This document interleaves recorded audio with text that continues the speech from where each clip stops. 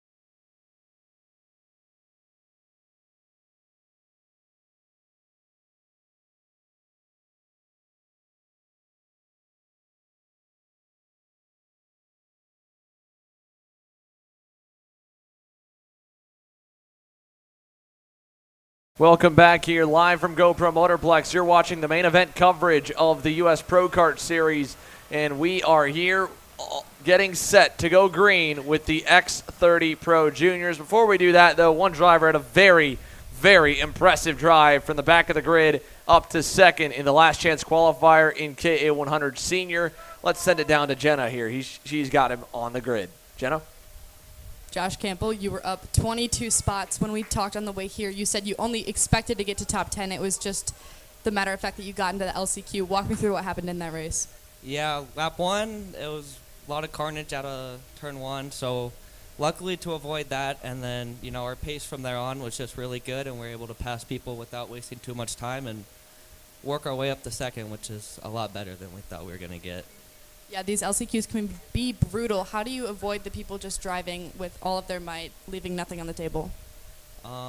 Really just don't wait for the last lap. Get them early. I was unfortunately in one again in Orlando. It's all about finding the right person to work with and getting inside that top four. What's your strategy for climbing up in the final? Same thing. Hopefully there's another wreck that we can avoid, but our pace is really good, so I think we can, not get up to second, but maybe get up another 25 spots. Thank you, Josh. Thank you. 25 spots here, a good target to shoot for. That would be a very impressive way to get his way up the order here. We do have our grid, I believe, well, not fully set, but it will be set here in a moment on our ticker to go through with the starting lineup for your X30 Juniors. My name's Xander Clemens here. Alongside me, Caleb Smock. We've been calling the racing all day. A little bit of rain was in the forecast. Caleb, you were freaking us out during the lunch break saying that there was rain coming. But it looks like it's not too bad here. I think we should be all right. Yeah, I didn't know my cities or states. But no, rain's not in the forecast. A little bit of cloudy, overcast. Sun finally decided to come out. It's getting a little bit warmer. I think the racing's only get better. When we went back yesterday this time when the sun came out, that's when we saw the best track action. Yeah, I mean, we've already seen some great racing action here when the sun was out earlier this morning in the pre-final. The X30 Pro pre-final was fantastic. Lots of good racing here. As many as 10 drivers were really in contention. We saw a number of different lead changes, and the elbows were already up here this morning. Again, the Mini Swift class and the KA100 Jr class, both of them had some pretty wild wrecks in there. The KA100 Jr division ended up having to have a red flag in the pre-finals. That's what's put us a little bit behind the schedule. There was also an unfortunate incident involving Santiago Fernandez. We're still waiting for further updates as he was transported to get a little bit of a closer evaluation, but was alert conscious and all right after that. But a hard impact for the Orslin Racing driver from Miami, Florida. Again, we're bringing you the action here for all main events in the order they come. That will be posted on the ticker scrolling below us right here. We'll start off with our X30 Pro Juniors, go to X30 Master, then the Mini Swift main event, followed by your X30 Pros. Then we'll go into our KA100 Juniors, our Micros, and then our KA100 Seniors, our 7 classes. Still to come for main events later on today. We'll have Jenna running around grabbing a bunch of different interviews of all the top drivers here as we get set to go green. And again, just a few more moments before that happens. So with that in mind here, we'll take a look at a beautiful shot of the GoPro Motorplex facility and get set to go racing here. For now, though, we'll take one more commercial break, and when we come back, it's time for the X30 Juniors to put on a show. Caleb Gaffera, Max Garcia, they're suited, in the seats, and ready. We'll be right back.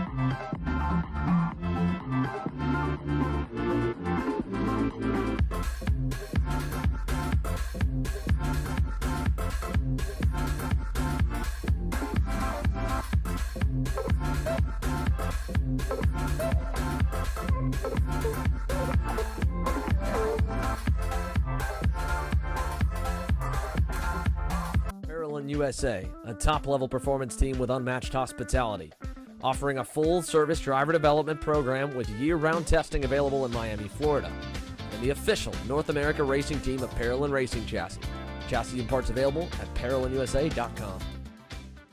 If you're looking for top-grade equipment, look no further than Rev Performance Materials engine mounts, sprockets, and arcade chains. Available online now at RevPerformanceMaterials.com and through a dealer near you. The highest quality material, built to the highest quality standards. Rev Performance Materials.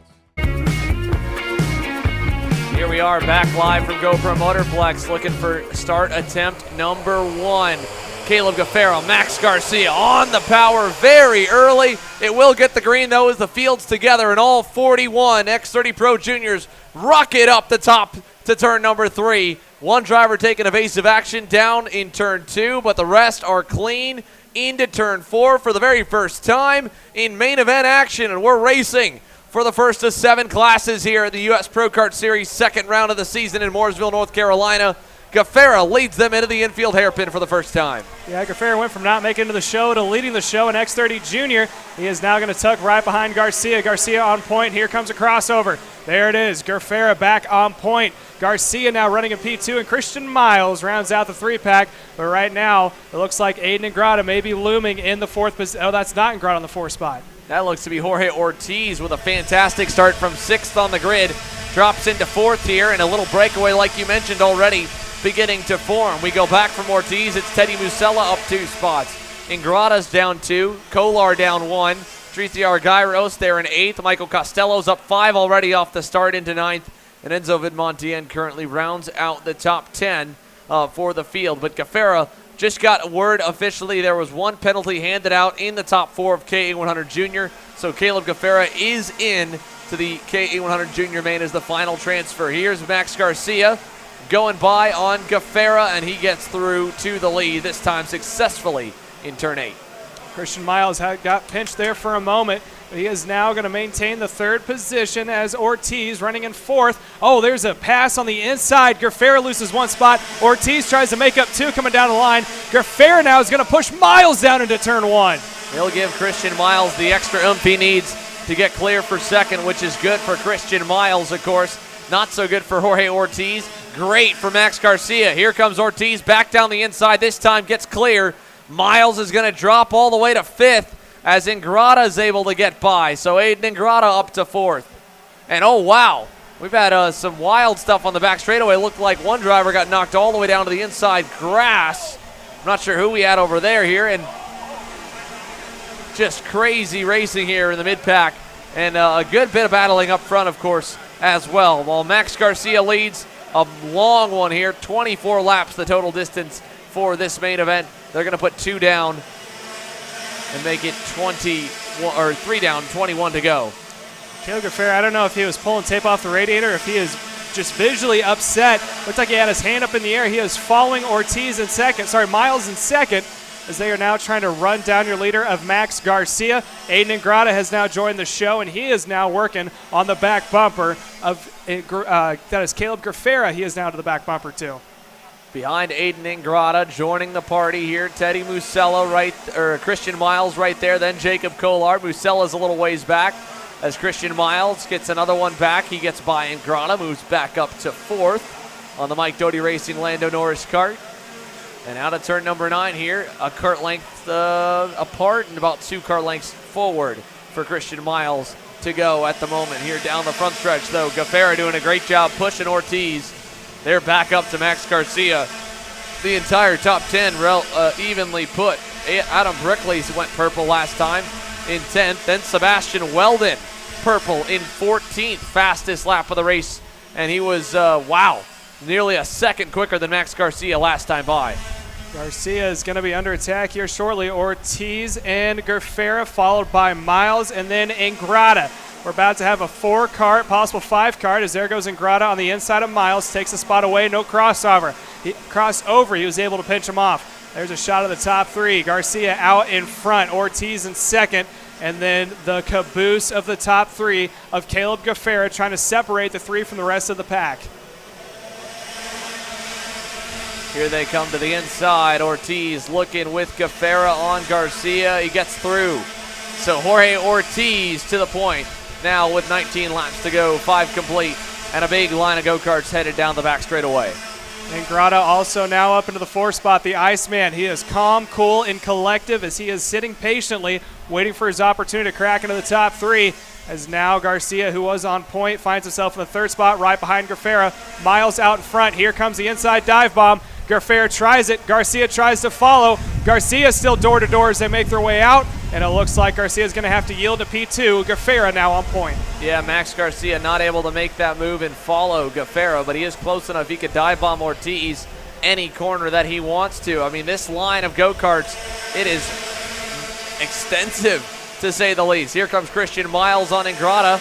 Takes back the 4th position. He gets through, defends a little bit up the hill through 3, and that'll give a little bit of separation to the top 3. As they go down the back, we look back. Enzo Vidmontian is there. Costello is there. So is Adam Brickley, and G3 Argyros caps it off, and we got 2 around over in turn number 1 further back. And a weird kind of crash back there in turn number 1. Here's a shot of the rest of the field. Leaders now going into turn 8, making their way back out. Oh, major contact! Around.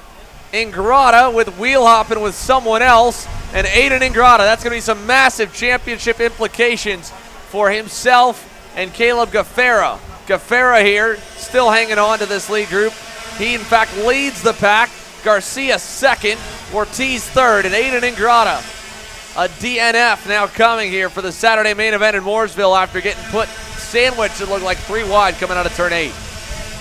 Gaffera out in front, Ortiz, and that is Max Garcia in second with Ortiz in 3rd, making their way through the chicane through the double left-hander, carrying all sorts of speed. Now they can use the full rumple strip, making their way into turn 8. Top 3 are not nose to tail. No one's close enough to make a move. With Ingrata being out, that is going to push Christian Miles up into the 4th spot as they make their way through the double right-hander, coming up on the final 2 corners. 3 leaders coming into view right now. Closest 2 is going to be Garcia and Ortiz running in 2nd and 3rd respectively. 1 more lap in the books. We still have 17 laps to go. Yeah, lots of time left here in this one. Still only a handful of laps in. Again, 7 complete, 17 to go, or 6 complete, 16 to go. And the 22 lap, showing 18 to go here over here, but then 16 on our time monitor. So I'm not sure which one I should follow, but I might not be updated on mine. Either way, only a handful of laps in, not yet at the halfway marker. Gaffera leads over Garcia and Ortiz. And for what was a 10-car pack, it almost always happens. It gets too big, someone makes a mistake, and boom, it splits apart. And that's what we've seen now. 4 drivers left to pick up the pieces. Christian Mile, the 4th one, trying to close up here to the top 3. Garcia's in towing distance, but he is not close enough to make a move right now. He's trying to play a game of catch-up. But right now, Jorge Ortiz, running in the 3rd spot, is slowly losing the draft that Garcia is providing, and he is falling farther back into Christian Miles, running in P number 4. Enzo Montian, moving up 5 spots, has now cracked into the top 5. He's going to see if he can't play the long-term game here and pick off a couple spots when he gets the chance. Yeah, here they come. Turn number 8 down the inside and out over to turn number 9. 1 car length between Gaffera and Garcia. We look back at the gap to Ortiz. Last time by was a 1/10 of a second slower. Christian Miles was on pace with the 2 leaders, so he's looking pretty good if he can make quick work of Ortiz and maybe even help Ortiz get back up to the front. Last time by, let's see when it'll update here. It took a second before it did for me just a moment ago. But again, we're right on the ticker, and that is correct. 14 laps to go. 10 laps complete in the 24-lap main. Gaffera showing the way over Garcia. Garcia has been able to catch back up. He closed the gap back down, and he is now within view of the leader. Down by 2 kart lengths, making the way over into turn 8. Not close enough to make a move. He is trying to bide his time, close that gap up, make sure that he saves his tires. So he gets into the latter half parts of the race, he can try to make his move. Right now, trailing 2 car lengths is in a good situation. Those 2 might pull away from the field if Ortiz and Miles are not able to catch back up as we're approaching 13 laps to go at the line. Yeah, 13 laps remaining, 11 laps completed. Another one logged with Caleb Gaffera out front. He's got the fast time honors at a 48.997. And he's got Max Garcia just following in his tire tracks here in Mooresville. Jorge Ortiz is fully fallen off the draft. Christian Miles has caught him, trying to get by for 3rd. As they go through the infield section here, Miles will be close enough for a dive into turn number 8. Not this time, my correction here, but it will be coming. That pass for P3 in just a few moments here, because I don't see him wasting too much time running behind Ortiz if he thinks Ortiz is going to be too slow to catch back up to the top 2. Battle for 3rd just went by the screen. There's 4th place all by themselves. That is going to be Wall running by themselves in 4th. Rest of the field, that's not right. Yeah, we are all over the place here with the timing monitor, but that is Enzo Montian in the 5th position. G3R Gyros in 6th on your screen. Michael Costello and I believe Ernesto Rivera. No, Teddy Musella. Michael Costello and Teddy Musella there in 7th and 8th. And then a little gap back there. Might be Sebastian Weldon digging forward. It looks like he's cracked the top 10. Indeed, Sebastian Weldon, fastest driver on the racetrack, up 8 spots, digging forward up to 9th. And he could crack a top 5 here before this one's all said and done. There's the pass we were talking about for 3rd. Miles able to get by on Ortiz. So Christian Miles moves up into a podium position, and he's trailing about 1.5 seconds back from the leaders as this mid-pack fight heads up the hill to 11. Closing up on less and less time to make any moves. Looks like they are also getting themselves spaced out. Looks like the pack out in front. Thought it'd be a little bit closer here with the restricted 125cc engine for these kiddos that are racing on track. There is 2nd and 3rd, followed by 4th and 5th place of Enzo Montian. As there's a pass to 6th spot. There went Michael Costello on the inside of G3, trying to see if he can't get by. Yeah, Michael Costello able to at least make the attempt there, but ultimately not successful. Musella gets by. Here goes Costello losing a position to Sebastian Weldon. Weldon up a position again, so that's another one on the ticker for him.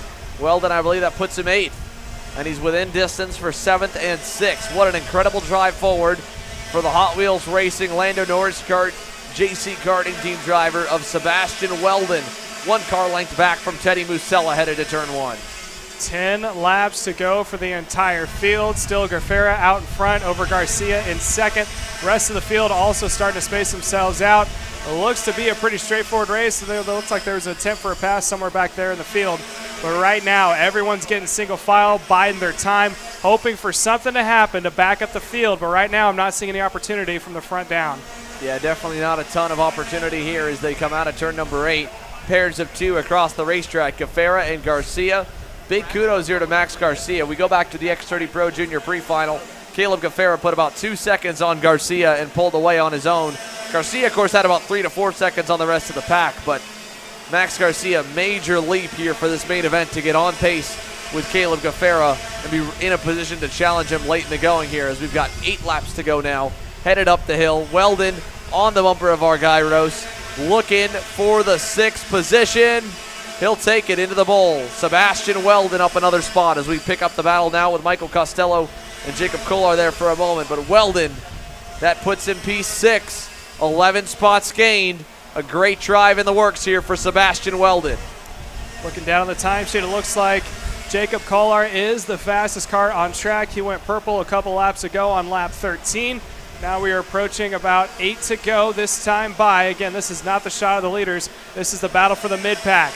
Making their way, that is Enzo Vimontian of the CRG running in the middle. Right behind him is G3 Argados running in P6, and Jorge Ortiz in the 4th position. So it is the battle for P5. Probably the closest battle happening up front. Right, again, Jorge Ortiz is pretty close to Christian Miles, but he's just kind of pushing on him, hoping maybe something will happen for the leaders. Unfortunately, that's not the case. They lost another 1/10 of a second that time by. Jacob Kolar here is the next driver to maybe catch Teddy Musella and G3 Argyros in the PK Sports North America Alonso Kart. He has the fastest time of the race to his name. He is quicker than them by a couple tenths a lap. Could very well get there. So we'll see if Kolar can pull it off, but he's back in 9th after what was a lackluster start. This time by 7 laps to go for the X30 Pro Jr field presented by Rollison Performance Group.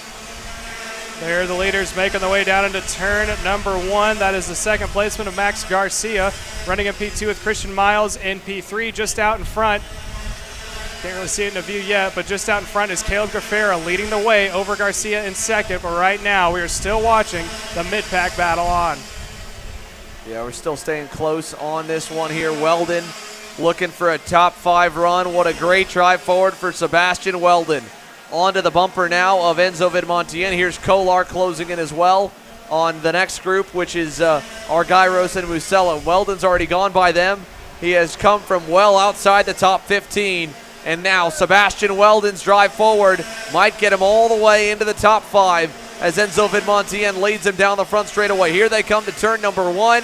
Weldon looking, gonna go inside down to turn number 1, and he gets the job done as they head down the back straightaway.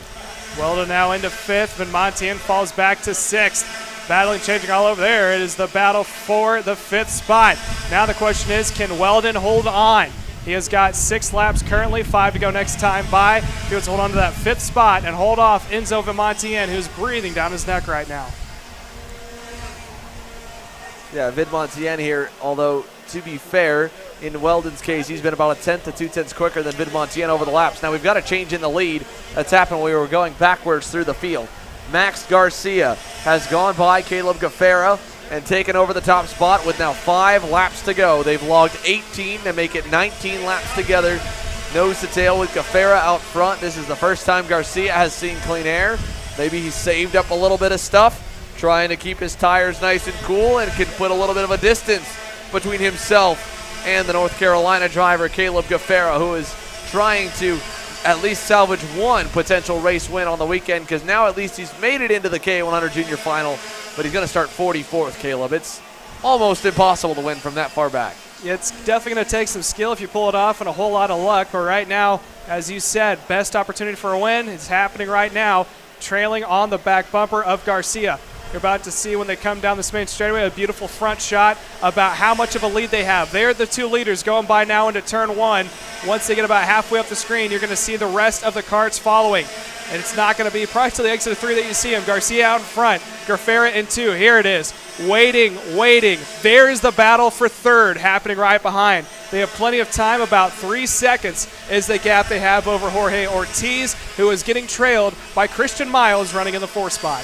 Yeah, again, a big gap there, over 3.5 seconds back to Ortiz and Miles for 3rd and 4th. They've also got a big cushion, about 1.5 seconds before they'll find Sebastian Weldon, who's trying to get there. Quick update on Jacob Kolar's progress. He's gone through on G3 Argyros and Teddy Musella, and Parker DeLong is also starting to get rolling here as he's going to move up 7 spots, nearly 8 for Parker DeLong. Here's a pass, 3 to go. And Gaffera wants the lead back. He'll take it away. Farah out in front. Garcia's going to trail. Again, that's not going to take some time out of their gap, but here comes Garcia for the pass back. He is now out on point. 3 laps were to go at the line. It's going to be 2 to go this next time. Garcia and Gerfera is going to be the final 2 showdown. Gerfera has a quick look to the inside. Is he going to pass him here? Garcia defends. No pass is going to happen. No crossover either. Nose to tail up through turns 10 and 11. Making the way through the final couple of corners. Gerfera now is going to be sizing his options. They got 2 laps. Do I pass him into 1 and wait to get passed back? Or do I wait until the white flag and risk having to be perfect to make my move for the win?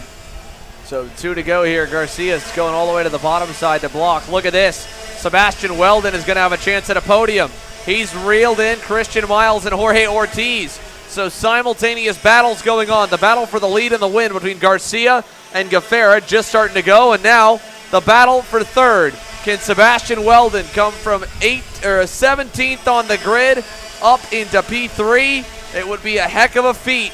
And right now the JC karting team, Lando Norris car drivers, got a shot as Garcia still plays defense. Now we're watching the group behind. Weldon gets by into third. What a run forward for Sebastian Weldon. He gets by on Ortiz and Miles both, and with a big cushion to boot. White flag coming this time by. Is in the podium spot. Oh, a little sideways there in the back action. Here's the pass for the lead. Garcia defending on the inside. Gerfera now onto the back bumper. Bumper making the way over to turn 3. Gerfera look for Garcia to defend going into 4 and look for Gerfera to try to pass on the outside. Gerfera not able to get by there here. Max Garcia holds the bottom side. Holds the inside into 5. Defends nicely. We'll watch them through the infield here. Sebastian Weldon looks to be relatively safe, so we'll stay on the top 2 as they go to the hairpin. Garcia blocks the bottom. Pins Gerfera up top. Coming out of turn number 9. Nicely done. Over to 9. Blocking again. Gerfera can't get underneath him. Garcia holds strong. 1 more corner to go. Max Garcia trying to seal the deal to make it 3 different winners. Gerfera puts the bumper to him. And Caleb Gerfera, a bump and run for the win across the line. Garcia with his head in his hands. And Sebastian Weldon, what a drive. 17th to 3rd for Sebastian Weldon and the JC karting team, going nuts over a fantastic run forward. 14 spots gained to get a podium with 2 to go. But let's talk about the last corner there, Caleb. I'm still trying to process it. Garcia was defending going into 8, 9, and 10. When it came in the final corner, it looked like Gerfera got in the back bumper of him. Curious to see if he's going to get a pushback from that because he really got into the back end of him. When Gerfera was slowing down across the line, Sebastian Weldon almost passed him at the line.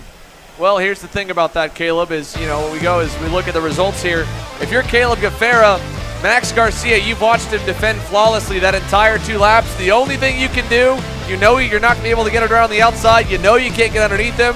You put the bumper to him. You put it in the officials' hands. If they thought that was clean enough and good racing, congrats, Caleb Gerfera. If they want it, or if the pushback gets knocked in, Max Garcia wins. But Caleb Gerfera played that one about as good as he could. Said, you know what? I'm going to take a shot. Took a shot. Crossed the line first.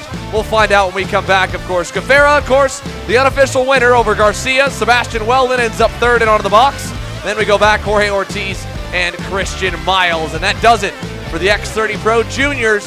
1 class out of the way, but 6 still to come here. We'll come back live at Gober Motorplex with more coverage after this.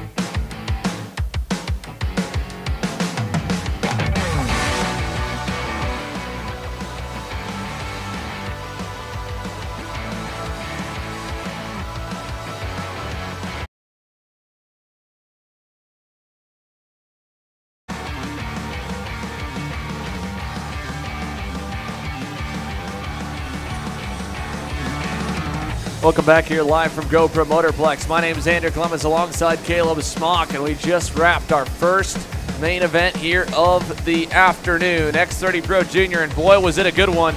Caleb Gaffera versus Max Garcia coming all the way down to the final corner.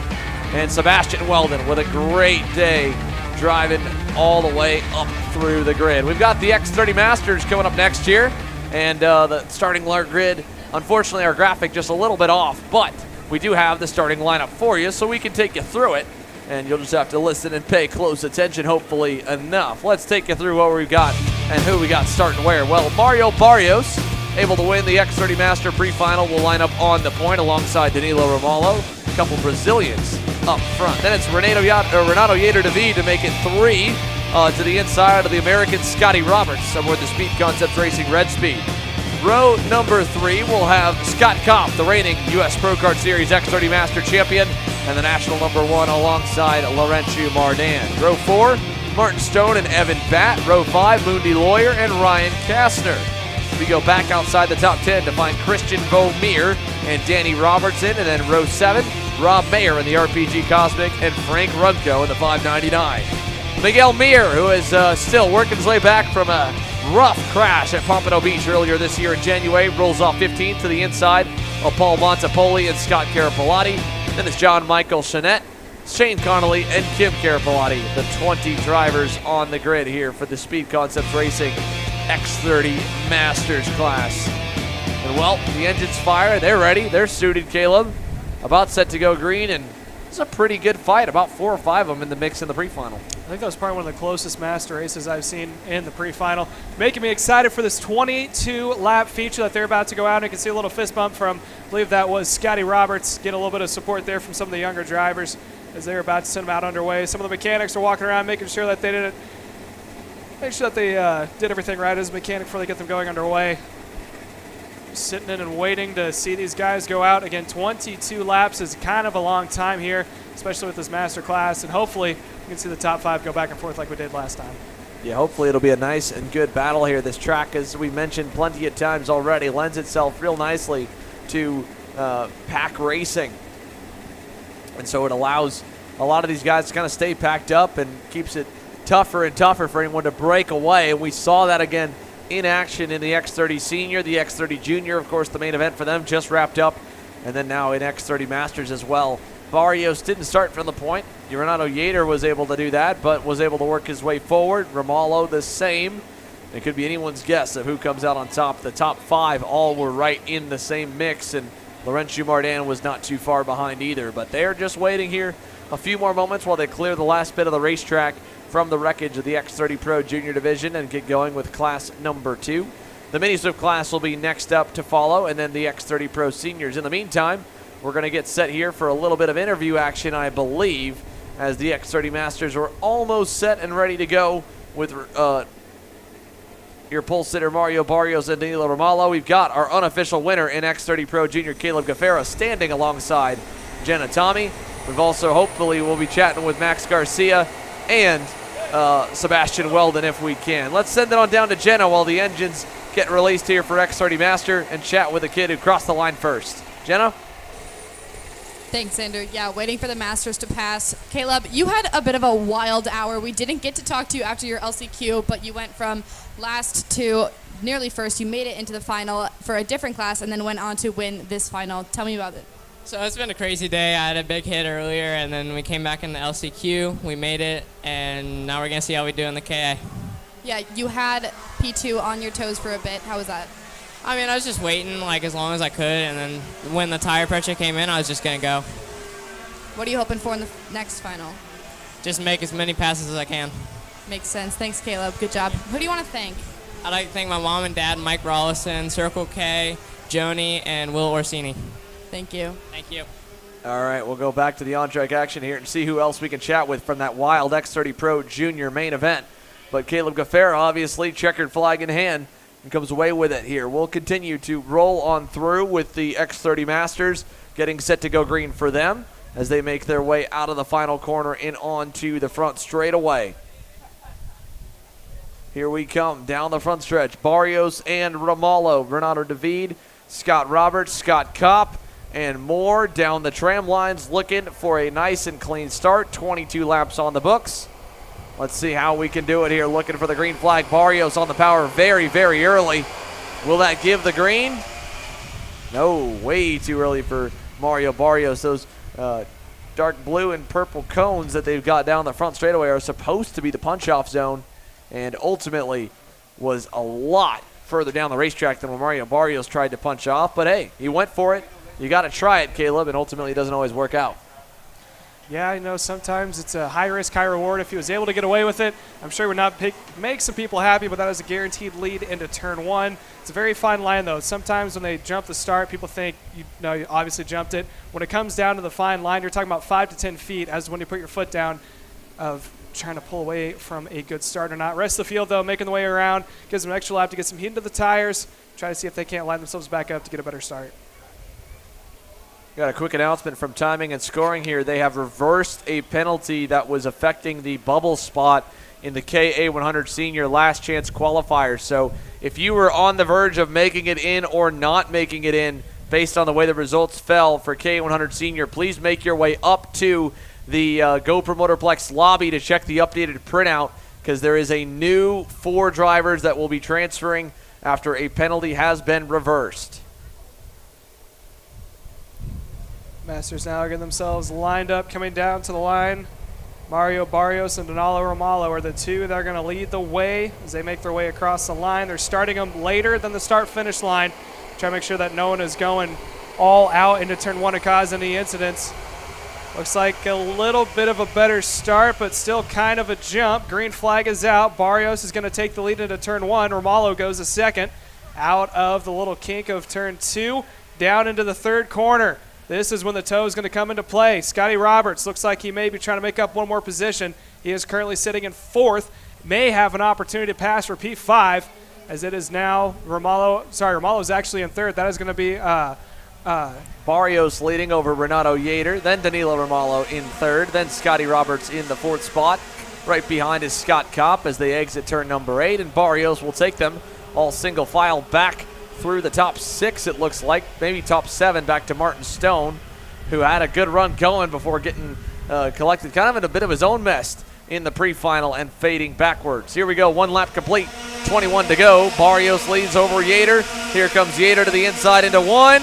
Barrios going to shut the door and will not let Renato Yater through easily. So Mario Barrios holds the lead as they come down the backstretch. Scott Kopp is going to use that to his advantage. He's going to try to sit on the inside of Yater. He is going to do Romalo, so. Actually, Romalo able to get by on Yater, and he's going to bring Scott Roberts almost. Contact made through to 6.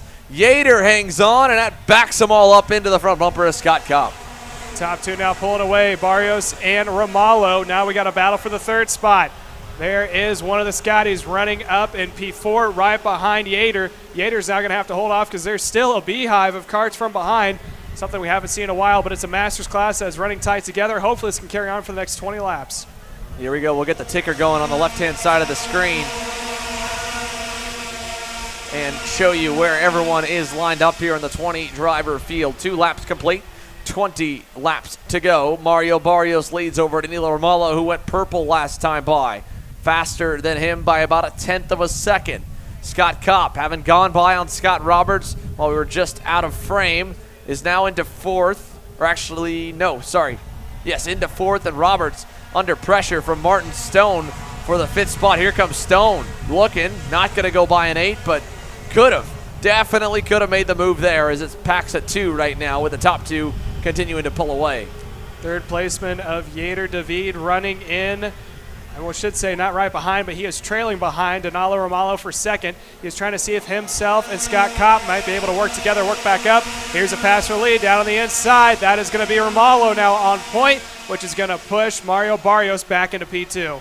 So Danilo Romalo to the lead. Mario Barrios takes a quick look over his shoulder, sees he's got some cushion room back to Renato Yater, so no pressure. Yater, again, 2 car lengths away. Scott Kopp, a car length back as well, and then Scott Roberts through the infield here. Danilo Romalo pulls away a little more. Yater puts the bumper to Barrios, and they get a little bit out of sorts as they go for turn number 9. through 9, and now entering into 10. This battle for second is going to allow Romalo to pull away from the rest of the field, and they are still side by side through the last corner. That's a little tight. Making the way across the line is going to be 18 to go. Door to door. It looks like Yater had a look, and now here comes Scotty trying the inside. He is going to take the spot away from Yater. So moves Scott Roberts, both the Scotts by on Renato Yaters. Scott Roberts able to get by in one. Scott Kopp getting by in the final turn. Kopp with a quick little piece of tape, ripped off the radiator and through turn number 4 here. Third and fourth on the racetrack as they go through the left, right, left chicane. Roberts sends it in deep to get closer to the rear bumper as they go in the infield with 18 laps remaining. Plenty of time to work their way back towards the front here in X30 Masters presented by Speed Concepts Racing. They're going to have to work together because they are still in a big pack if they want to try to get separation and pull away, because they are trying to reel in Danilo Romalo and Mario Barrios, the two out in front. There's the two battling for the third spot. There goes Scotty Roberts sitting up on the inside of Kopp. Kopp now is going to go to the back bumper. Let's see if he's going to try to make a move into one. He will not. He is going to trail behind, and there is still a cluster of karts from behind. Evan Batt up into the mix. He is actually up into 7th, and everyone just trying to do what they can. Oh, we got one way off into the grass. Yeah, one going a little bit wide there, further back down the order in turn number 3. However, we've got the group slowly trying to make up ground on Mario Barrios and Danilo Romalo, led by Scotty Roberts. Let's send it down to the grid, who Jenna has caught up with a driver that, well, just put on a heck of a show. Jenna? Sebastian, we had to wait a minute to talk to you because of tech, but we're so glad you're here. You made up so many spots. You were fastest in the race. Walk me through it. You ended 3rd.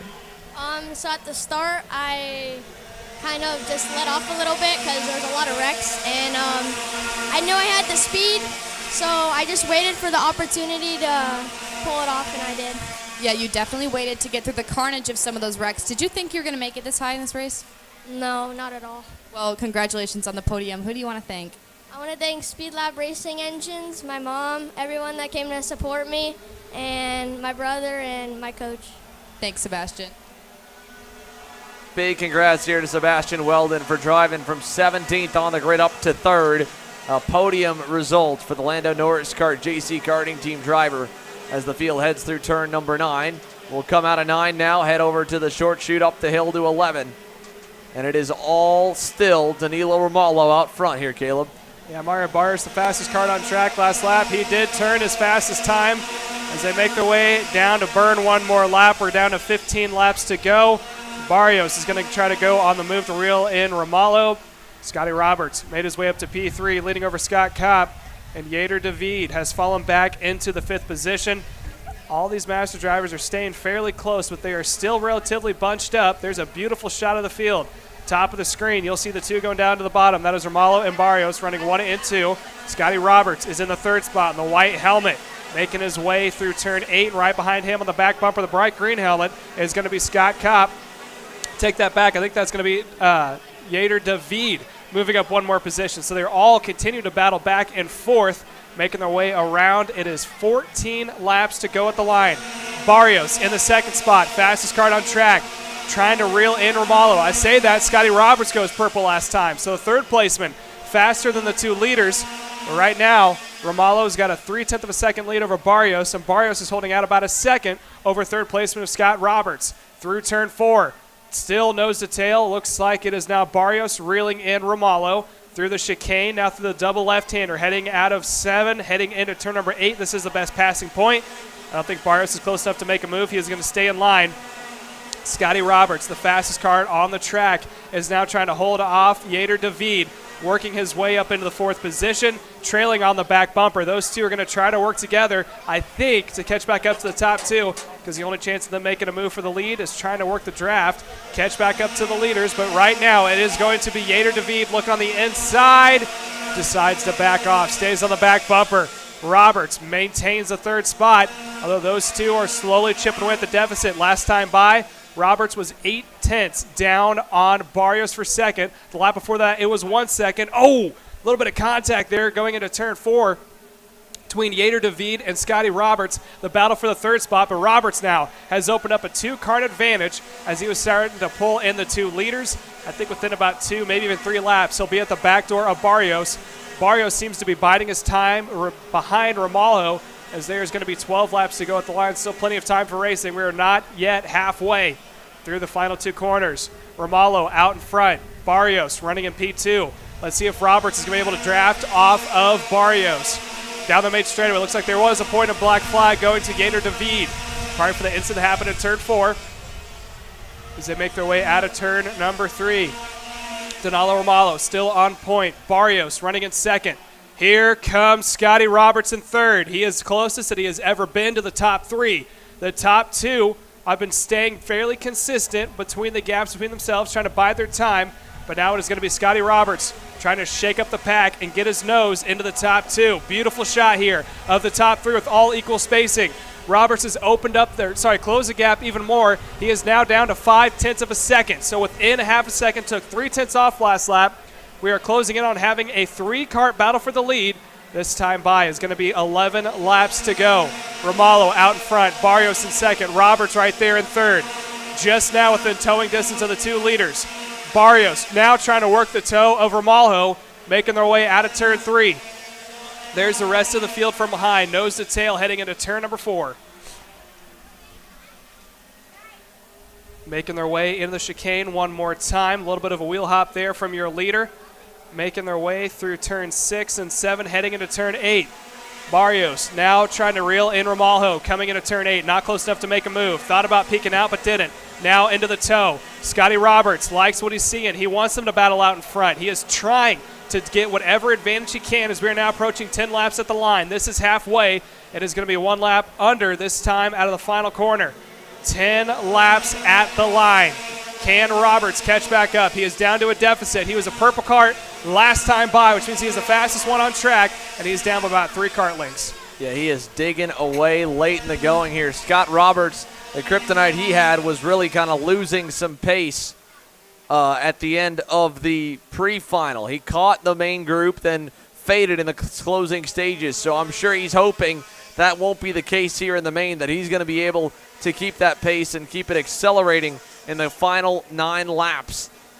At the moment, that's all that's happening. He is just reeling in the 2 drivers that broke away early, and at one point looked like nobody was going to be able to catch him. Well, Scott Roberts is catching him, and Renato Yater is also a little bit quicker than the drivers up front. So Renato Yater back in the 4th position. If he gets a little bit of a fight up in the top 3, well, he could make it 4, battling for the lead in the race win here in X30 Masters, presented by Speed Concepts Racing. 9 laps to go down the back straightaway. Danilo Romalo, Mario Barrios, and now officially a 3-driver lead pack with Scotty Roberts. Yeah, Roberts has done a great job. He had his little fight when it came to getting into the top 5, or maintaining, I should say. Finds himself right behind Barrios, making their way into turn 8. He isn't close enough to make a move, but the laps are winding down. It's going to be 8 to go as they make their way to turns number 9 and 10. It is still Romalo out in front, but I don't think he knows just how much of an impact he may have here in a couple laps if these 2 are able to work together. Yeah, we'll see as they come down the front straightaway here. 2 car lengths apiece between the pair. Barrios with a good bit of top end there at the end to turn number 1. Closes the back up to Romalo, but they're kind of stabilizing on pace. Renato Yater that time by 1/10 of a second slower, so he's got some ground to make up. As we see Barrios, little mistake into 4. I think got in too hot, and he loses some ground as a whole. Loses about a kart length and a half to Romalo. Barrios is definitely trying. I think he's having a little bit of issues there. Looks like his back end's getting loose. Roberts now is going to try to work it to his advantage. He's on the back bumper, looks to the inside, tries to do a late pass, gets door to door.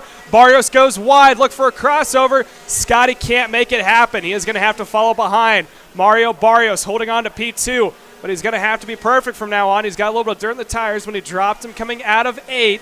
Scotty Roberts now, he is going to suck up to the back bumper once more. He has got the toe going down the straightaway. Is he going to try to make a move into turn 1? No. He is going to stay behind, continues to draft through turns 2 and now into turn 3, into the run of the carousel. This is one of the best passing points here. Barrios does not defend. Roberts stays into P3 in the draft. There's a shot of the 2 right now.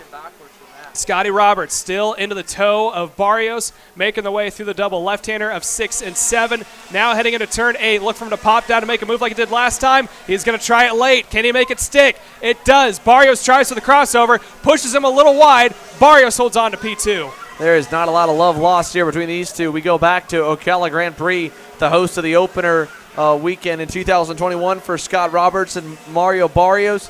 Roberts was leading. Barrios went down the inside to pass him, ran him all the way into the wall and ended his day and threw him off for the championship fight. Roberts was never fully able to recover the points lost from that opening weekend, and the mojo, I'm sure, hurt a little bit as well. So now, again, trying to get by Barrios. Barrios fighting tooth and nail to hang on tight. And as they go through 5 and 6, now Renato Yater is on his tail, and he's got a lot less time to make up all that ground again. And right behind Yater is going to be Martin Stone. Kind of been quiet all day today, made up 2 spots. He is in striking distance, trying to get his way onto the podium if something were to happen between Yater and Roberts, causing him to do a 2-for-1 special. Yeah, he would need a little bit of help again between them, but he might get it in the form of Roberts and Barrios because he's closing back in on Mario Barrios. 5 car lengths back, 5 laps to go. This time by Danilo Romalo's lead. Well, it continues now at about nearly a second and a half back to Barrios and company. I mean, it's a growing margin, and Scott Roberts for a moment looked like he might have been the guy to be able to knock him off the top. I don't think that's going to be the case at this point. I think we'll be watching this group of 4 battle for second through to the end without any major mistakes from Danilo Romalo, which he's given us none. I mean, we're talking about the guy that was perfect in Orlando to open the season for the U.S. Pro Kart Series. He is perfect right now here in this main event after just coming up shy of a pre-final win. 3 main events and 3 victories will make him very hard to catch in the 8-round championship. Yeah, even if Scotty Roberts was able to get around Barrios, he still does not have enough time with 4 laps to go at the line to close the gap between himself and Danilo Romalo. Into turn 1 once again. 4 more laps to go. Now, Roberts able to recover the time that he lost, is within about 2 kart lengths in drafting distance of Mario Barrios for second. There's another shot of your leader doing an absolutely fantastic job of maintaining what he's doing, continues to open up the gap. And here's Roberts. He is on the second kart on the right-hand side of your screen. The leader just went down the bottom.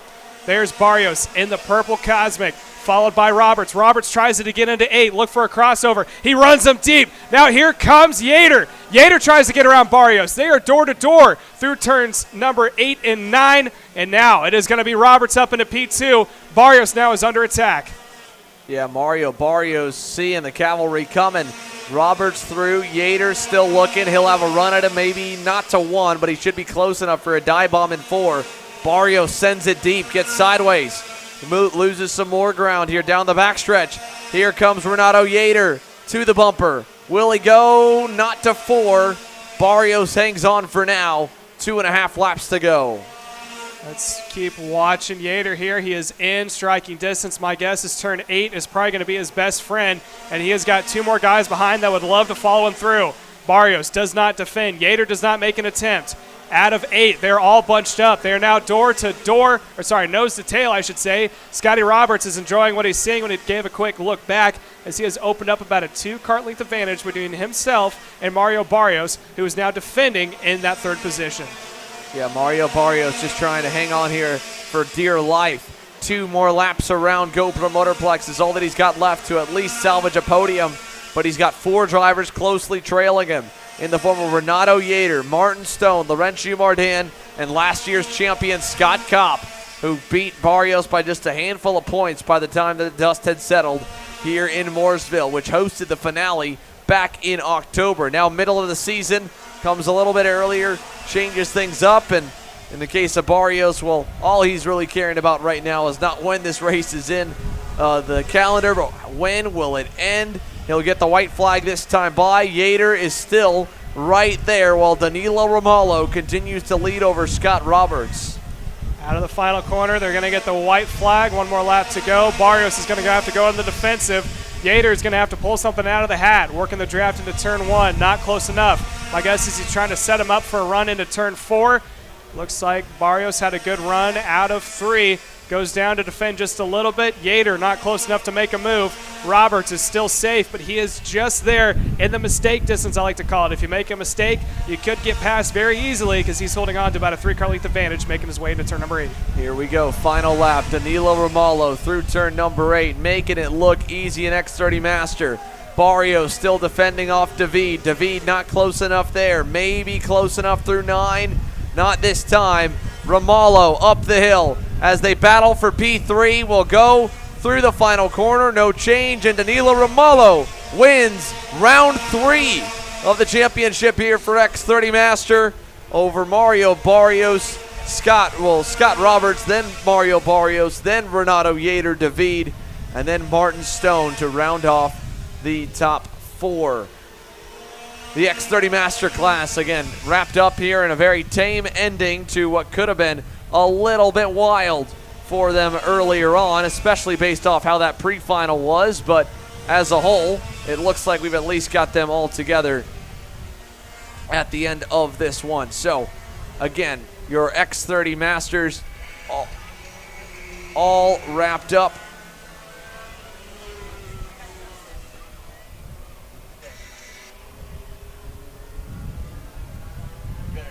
And completed right now. We look back through the rest of the day here. We've got a few interviews coming, but let's take it to the top 10 one more time here for X30 Master. Danilo Romalo, your winner over Mario Barrios, or Scott Roberts, Renato Yater, again, looking all the way through. No major DNFs, unfortunately. And we're already getting set for the mini Swifts here. They're going to be coming up next. That's going to be the actual grid, I believe, for our minis, or one of the grids in a moment. So we'll pull that up later on. In the meantime, we do have Justin Ataconis down on the grid here with Jenna. Let's send it on down to the grid to talk to this superstar rookie who's, after the penalties have been assessed and a very smartly driven pre-final, rolls off on the outside of row number 2. Jenna? Thanks, Xander. We're going to be talking to some of our X30 senior drivers before their main event, starting with Justin. You went from being up front in junior to up front in senior with not a lot of practice in between with these really talented drivers. Yeah, it's been pretty tough. I was just trying to use as much of the pre-finals as I can to learn, just to see how different they race compared to the junior, because they're a lot smarter, but they're also more aggressive.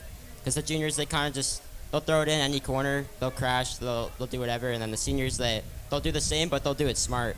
So they really know how to do it. So I'm just going to use the pre-final, learn. Now, hopefully in the final we can attack more, be more aggressive, get up to the front.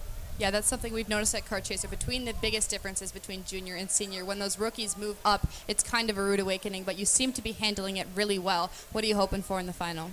I'm hoping for a podium would be amazing, but I'm just hoping learn a little bit more, see how far we can go, just try to hang with these guys. Like, just being able to be up front, starting 4th is a really good accomplishment for me. It's I don't have much seat time in national races. I don't really do many races and this stuff, so to be up front, it's really amazing to see. I'm really proud of myself and my team. You should be proud of yourself. Thank you. Thank you. All right, Justin Ataconis, again, proud to already be having such a great day going as he is right now. And inside the top 5 starting spot in a stacked field is very impressive. We've talked about, of course, the big names that were here. You see the Hunt Brothers Pizza Harvick Racing team. Kevin Harvick's son, Keelan, will be rolling off on the inside of row number 1 for the Mini Swift main event here. They're getting him and Carson Weinberg, the outside pole sitter, cued on how they want this start to go. Gives us a chance to take you through the starting lineup for that one. And, again, I think we're just a little bit backwards for whatever reason on our graphic, but at least we'll be able to go through over the microphone and give you guys what we've got with our starting lineup for the X30, for the Mini Swifts, and then your X30 Pros. Let's go here with your Mini Swift final grid after the way that they've shaped now.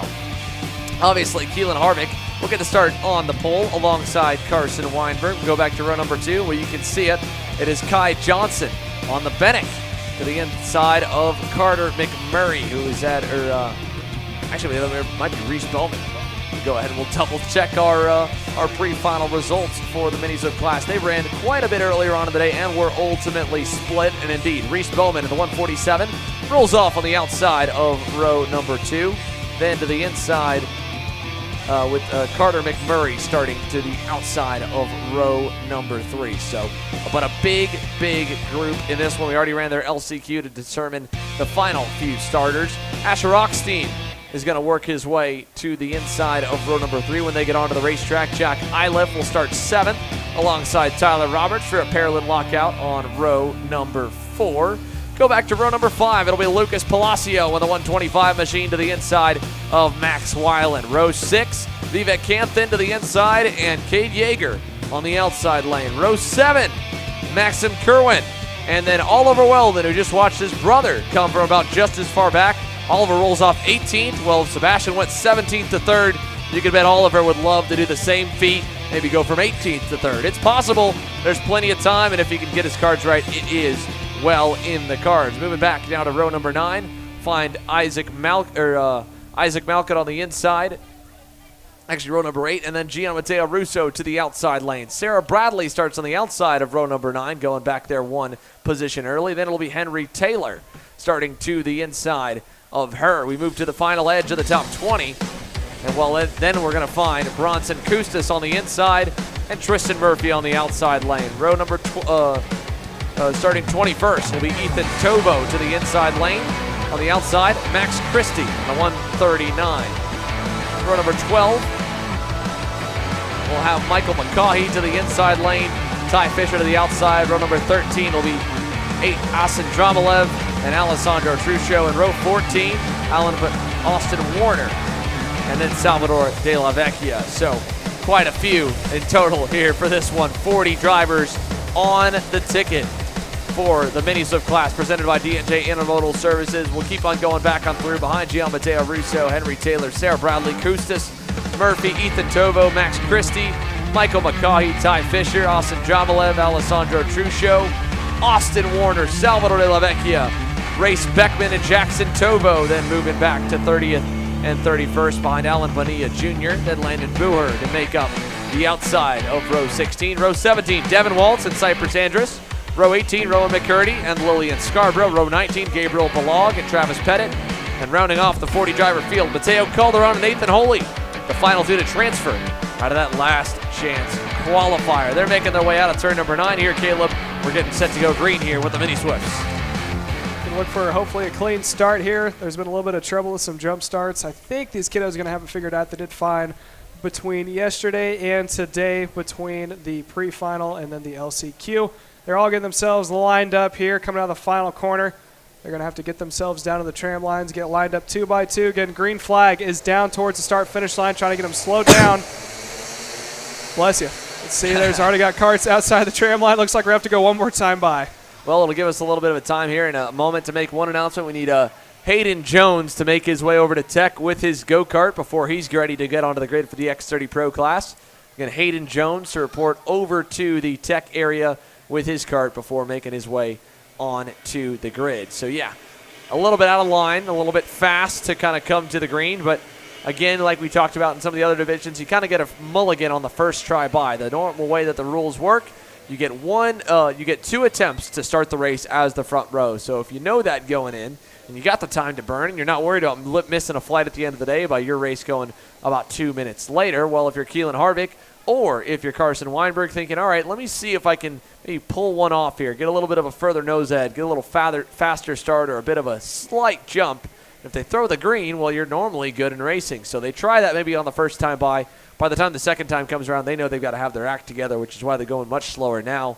Because if they do not get a start and it's deemed that it was the front row's fault for not being able to have a safe and slow start down to turn number 1, well, the front row gets inverted.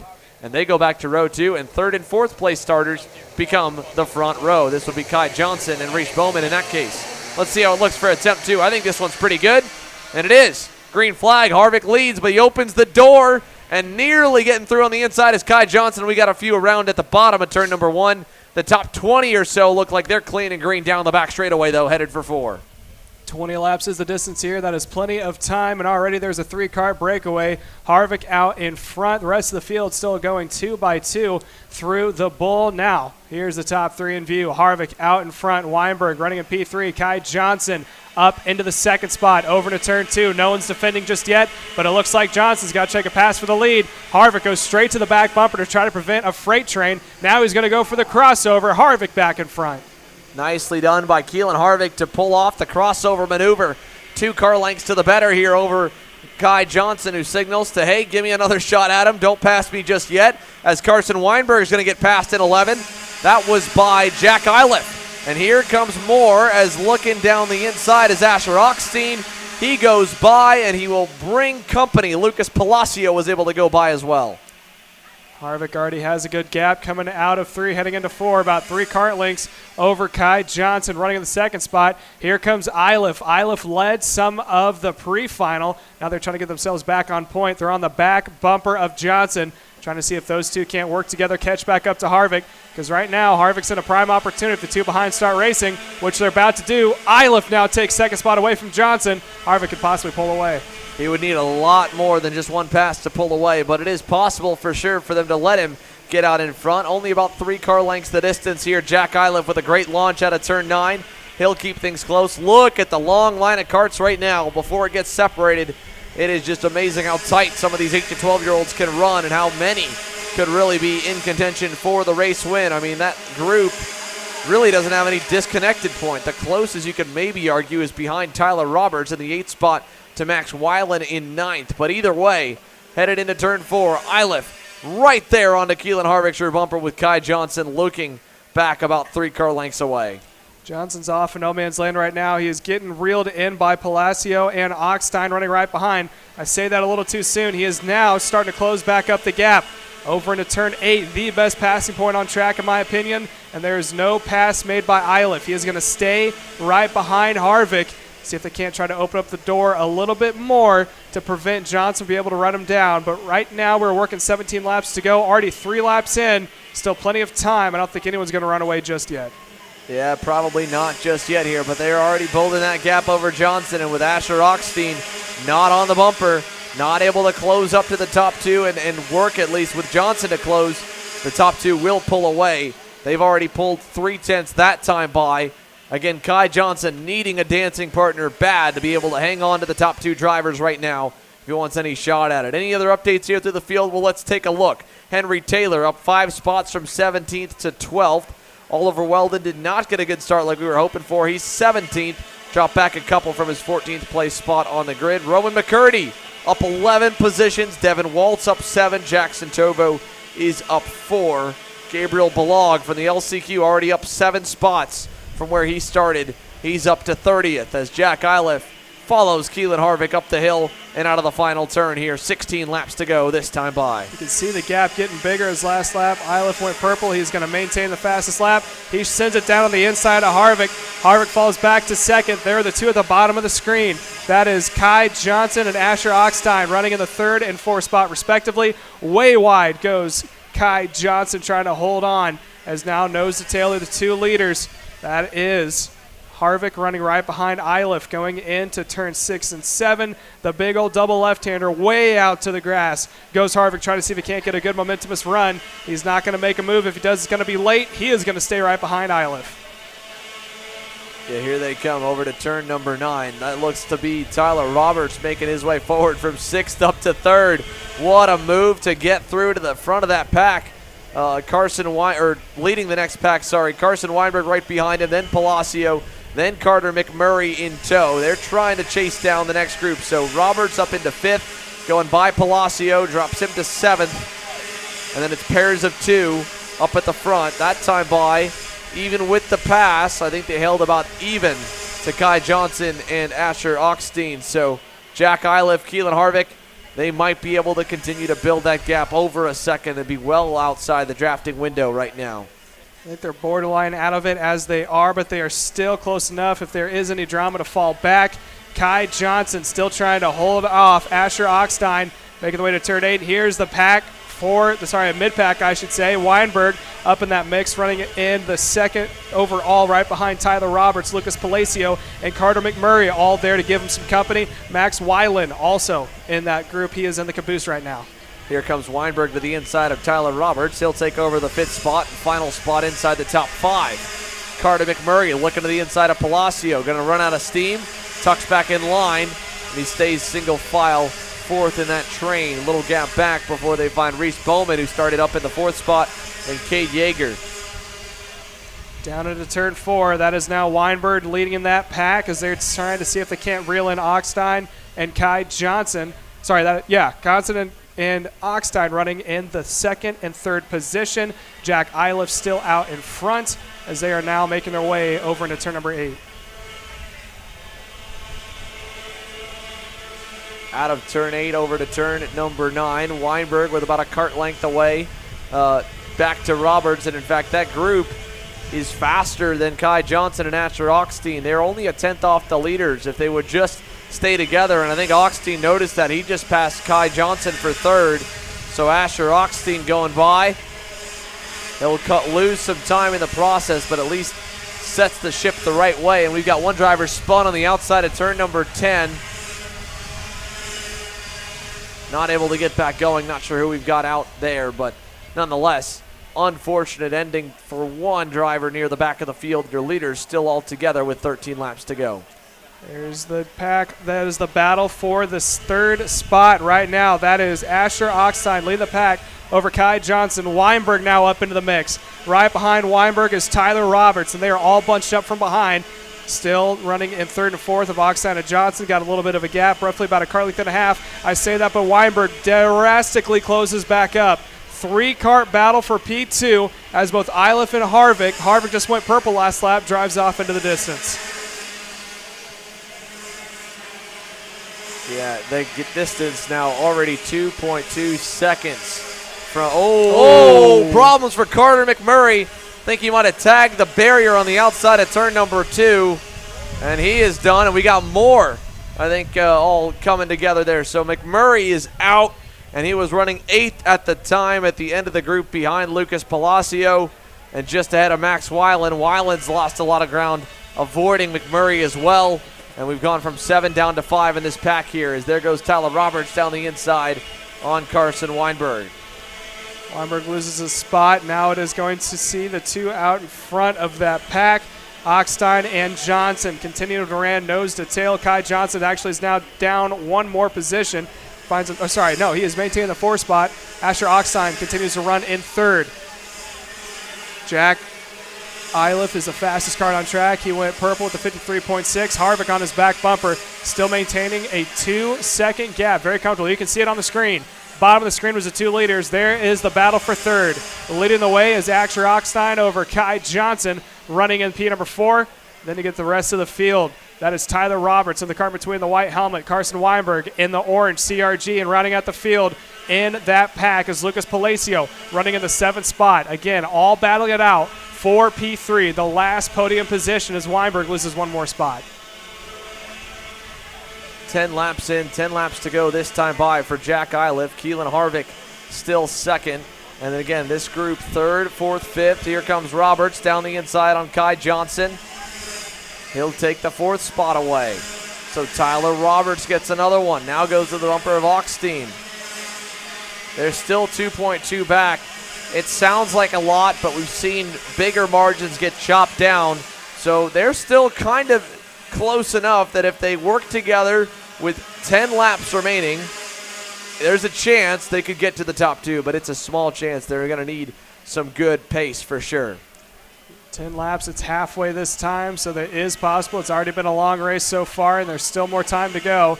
Looking down on the inside, looks like that is going to be a move. If I'm not mistaken, that was going to be Palacio getting That's around. Roberts on Augstein there, taking over the 3rd spot. So Tyler Roberts moves up into the podium position. He takes command of the train. Augstein back to 4th.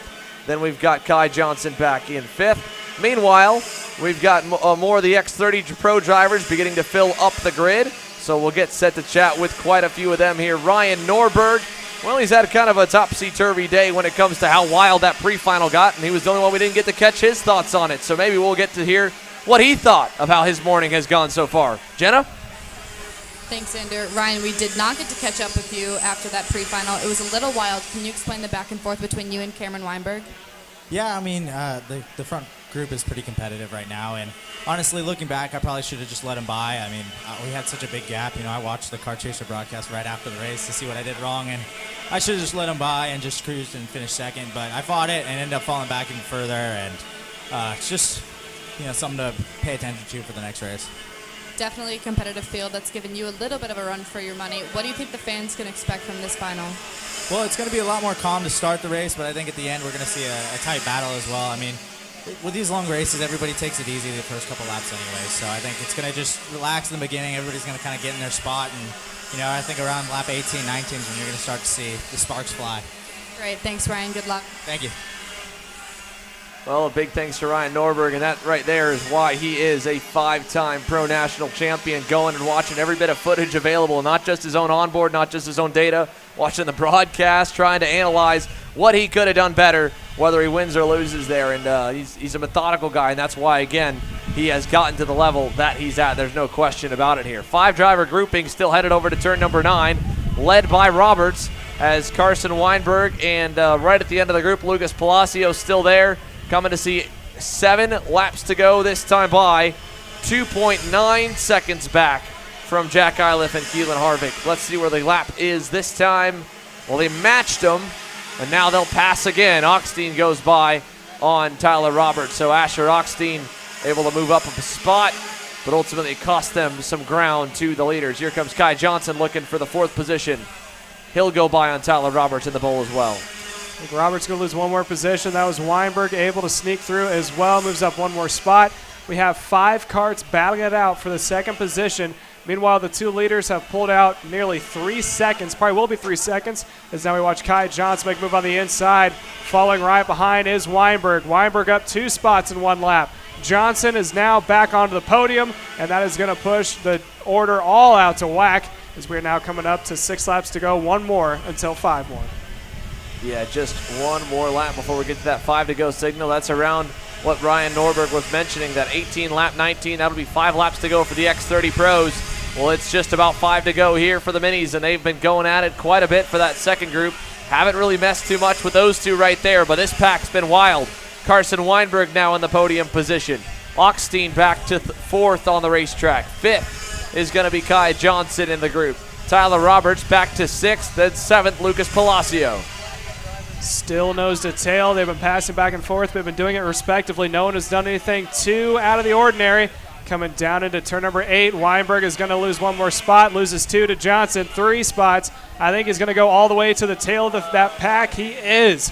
Weinberg goes from 4th all the way back down to 7th. Roberts able to recover 1 more position, as he is now going to be leading. Weinberg running in the back of that pack. Out of the final turn here, 5 to go this time by. The leaders have already hit it. The gap from the top 2 back to this group, now 4.5 seconds. No chance of them getting the leaders, and I think all of them know that, and that's why they're fighting each other so hard.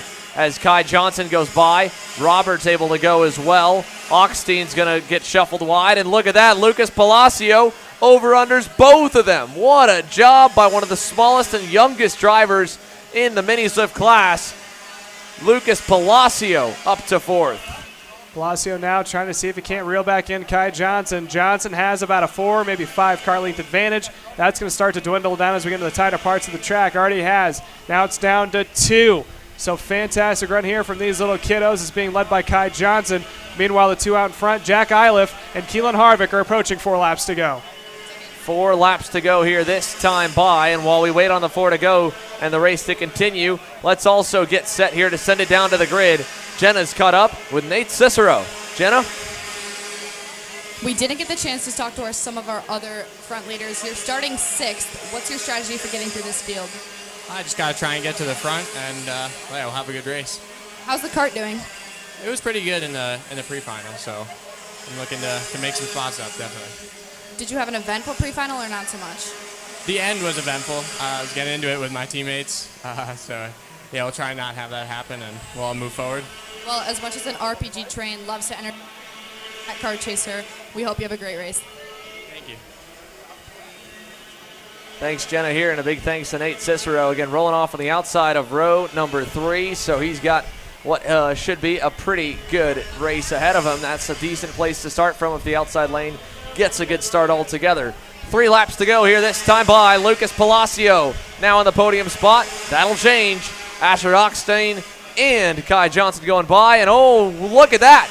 Carson Weinberg's nose cone has come dislodged, and it is straight up like a flag in the air. He can't even see where he's going. He's trying to figure out where to go. Look at Carson Weinberg. I don't even know what to say to this. He's trying to push it back down. He's looking over the side to the left and the right. Somehow, he continues to run on the racing line. He hasn't lost any positions. I think he may have lost 1 before. Well, no, he gained 1, actually, because we had another issue early on in the pack as well, as Weinberg takes it through the hairpin. He's going to, I think it's also probably restricting his steering, because he'll turn the wheel, and that thing will pop up. but we've also lost Kai Johnson with a mechanical. So Johnson put his hand up at the end of the back straightaway, and now 2 to go. We're finally starting to see a battle for the lead in the win. Harvick goes by on Jack Iliff. Iliff now falls back to second. I'm curious to know if Weinberg's going to have to pull off the track with a black flag for safety issues. He was able to get it back down, but it has the risk of flipping back up. There's the rest of the pack. Weinberg still with right there. Looks like he was able to push it back down, but he has lost all sorts of time. Down the back straightaway. It's just unreal. It's just it's funny to me to see how the wherewithal and the just the instant knowledge to go for Carson Weinberg. Some kids would pull in or not really think too much, and at 9, 10, 11 years old, he's like, no, let me just beat that thing down with my fist, and we'll keep on racing. White flag coming this time, battling up at the front. That's kind of been overshadowed by all the shenanigans behind him, but here we go, white flag. Keelan Harvick takes Jack Iliff to the inside and will defend into 1. Iliff goes to the back bumper. Harvick goes a little wide. He's going to have to come across the track, loses momentum. Iliff has got to run. Out of 3 is he going to try the crossover. Harvick goes to defend again. Iliff on the outside line, trying to see if he can roll the momentum through it. There's still door-to-door advantage to Harvick. Harvick holds him off through the chicane as they are approaching 6 and 7. Harvick's out in front, but turn 8's probably going to get hectic. Here they come into the hairpin. Final time. Iliff right there. Harvick to the bottom. Iliff commits to the top side. Does he try to sell him a dummy? Oh! Harvick had it parked on the inside, and Iliff was trying to cross him over. Ran into the right rear bumper, and now still got a good run out of 9. They're fighting all behind him here for 3rd as well, but Harvick should be safe. And out of the final turn, Keelan Harvick will win across the line. Jack Iliff 2nd. Where's that fight for 3rd? It's coming to the final turn now. It's all gone wild. And across the line, Weinberg. What? Weinberg. Oh, and look at that. There was more contact coming across the line. That was between, I think, it was one of the Magics. That might have been Max Christie and not Max Christie, sorry. Max Weiland and Ethan Tovo beating and banging across the line. I mean, there was just chaos everywhere here in the end of the Mini Swift main. But my goodness, what a wild finish here for that one. Well, we're going to send it to commercial break, but to give you a sneak peek of what we've got coming up, let's let you see a live look here at the announcer's booth. We're joined, Brandon Jarsicrack. How you doing, bud? Oh, sorry. Here, now there you go. I'm doing good. How you doing? All right, we're doing pretty good. Racing's been good. Racing's been wild in X30. It's coming up next, guys. Brandon Jarsicrack, or Brandon Jarsicrack Racing official team owner, and Mike Doty Racing as well. He'll be helping us call the main event for the X30 Pros after this.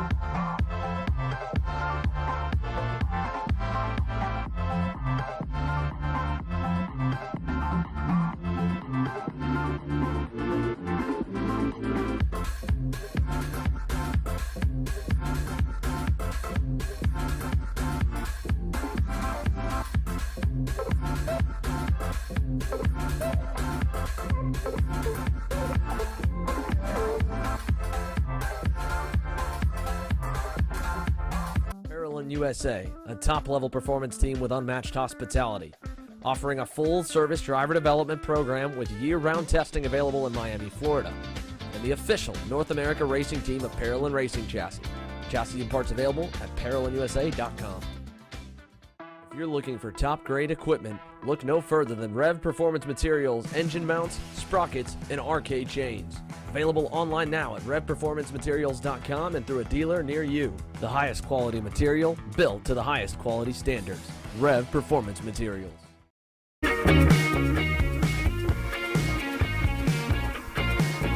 Welcome back here live from GoPro Motorplex. Beautiful and sunny afternoon here. High of about maybe 72, 73 degrees.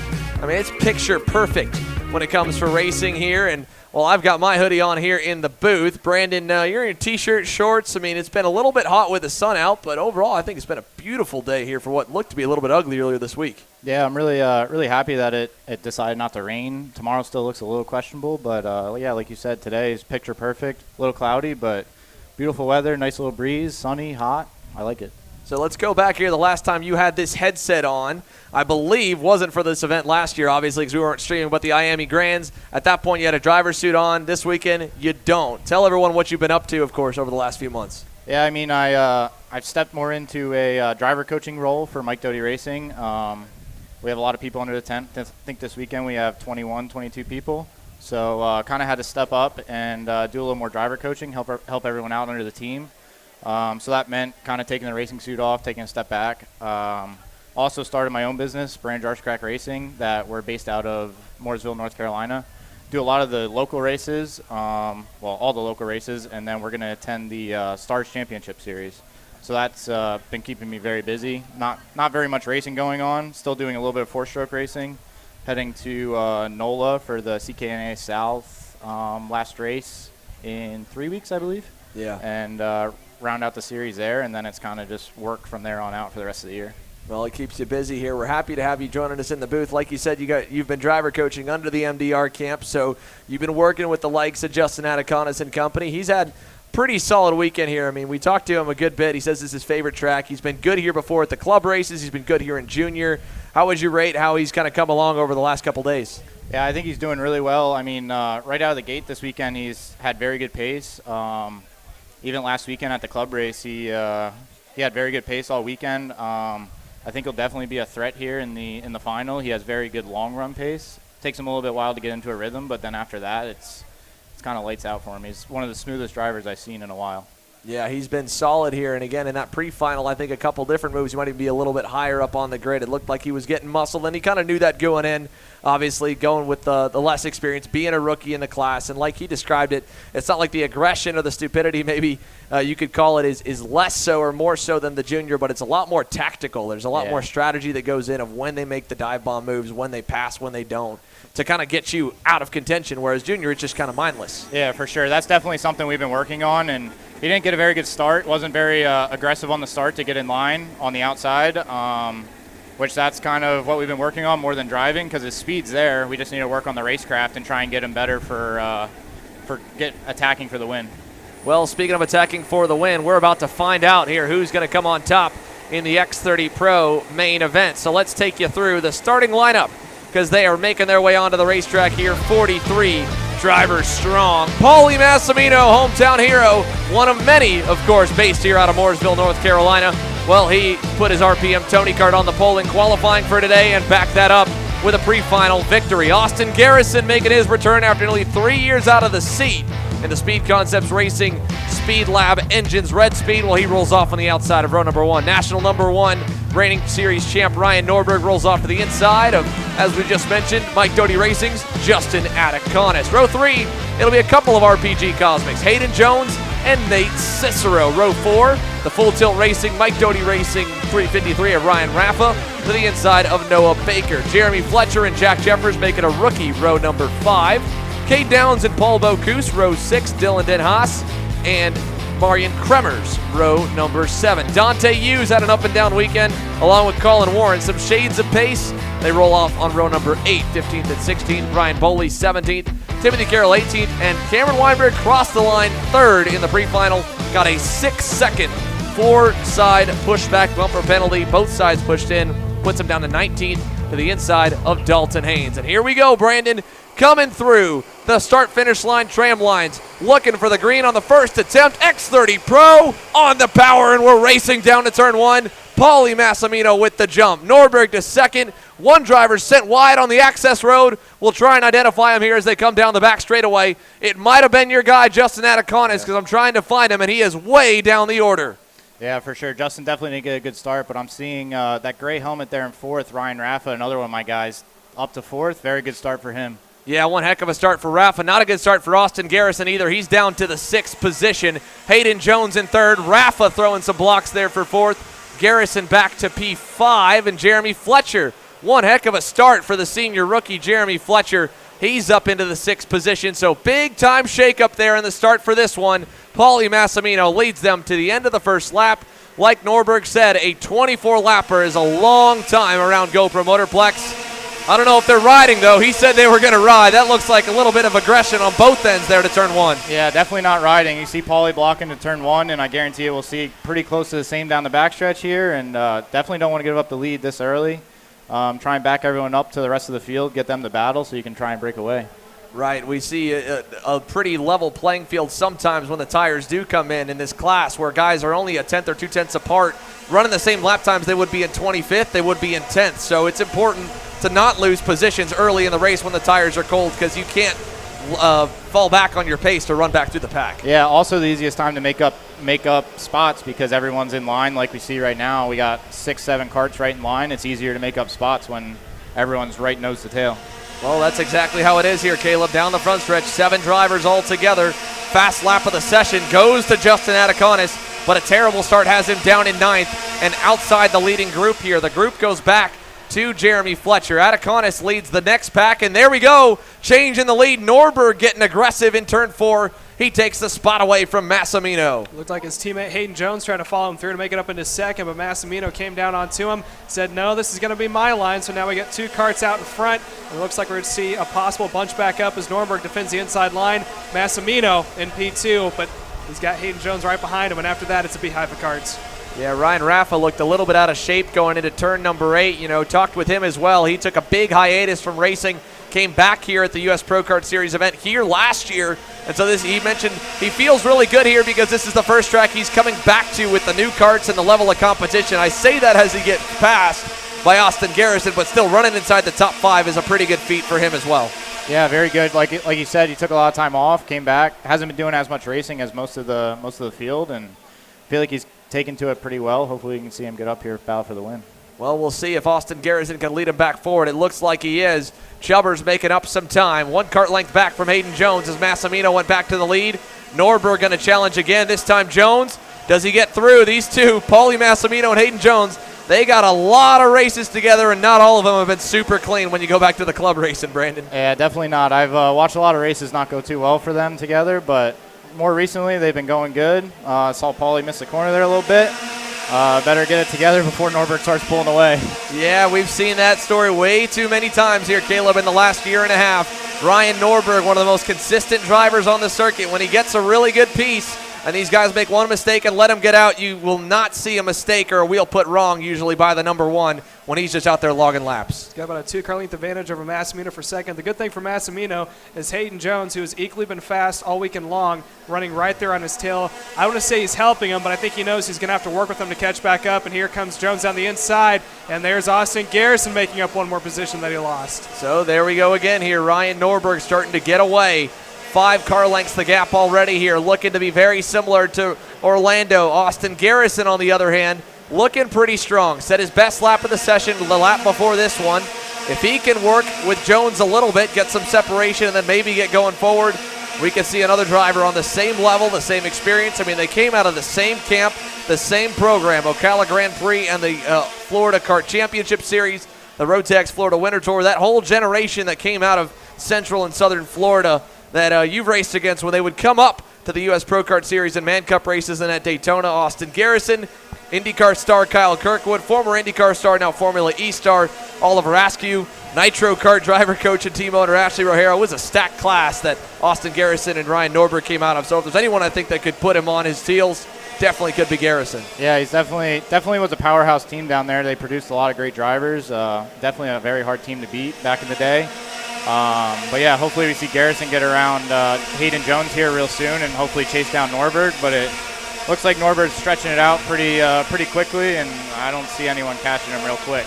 It'll be tough. Again, like what Brandon said, he's stretching it out. Was nearly 2/10 quicker than everybody in that group behind him last time by. Now, Hayden Jones was wicked fast here on Saturday last year for the U.S. Pro Kart Series in his debut with the team. Got a breakout X30 Pro Division win. Came back the next day, blew a motor. As we see Garrison sends it on Jones, so he goes by him. Massimino follows. They move Jones back to 4th. And it's all going to fall on the shoulders of the 392. So can the Speed Concepts Racing Speed Lab engines go head-to-head with the RPG Cosmic AVP engine package of Norberg? I don't know. It's not going to be easy. Garrison saw Massimino go by, and now at this point, that gap for Norberg is going to be over a 1.5 seconds. Yeah, that lap, he was 4/10 clear of second place, and they're battling like crazy right now, which is definitely not helping them catch. It's nice for me because my guys are getting back in the race down in like 7th and 8th, but our 6th, 7th, and hopefully they can get up there and maybe get on the podium. It's tough here. I mean, again, the pace looked honestly pretty level between all of them when we go back to the pre-final, but Norberg looking super fast here to start this main event. There's a lot of time left, but it's very rare we've ever seen him kind of fall apart at the end of a race. He's a guy who has been able to make races work on low tire pressure and never really fully come in, just kind of get better as the session goes on. So to bank on him losing pace by the end of this one would maybe be a little bit short-sighted or forgetting what we've witnessed over the last 2 years here, Caleb. Yeah, Massimino able to make his way back up. Garrison running right behind him in the 3rd spot. Jones finding his way back up into 4th. As you said before, over second advantage.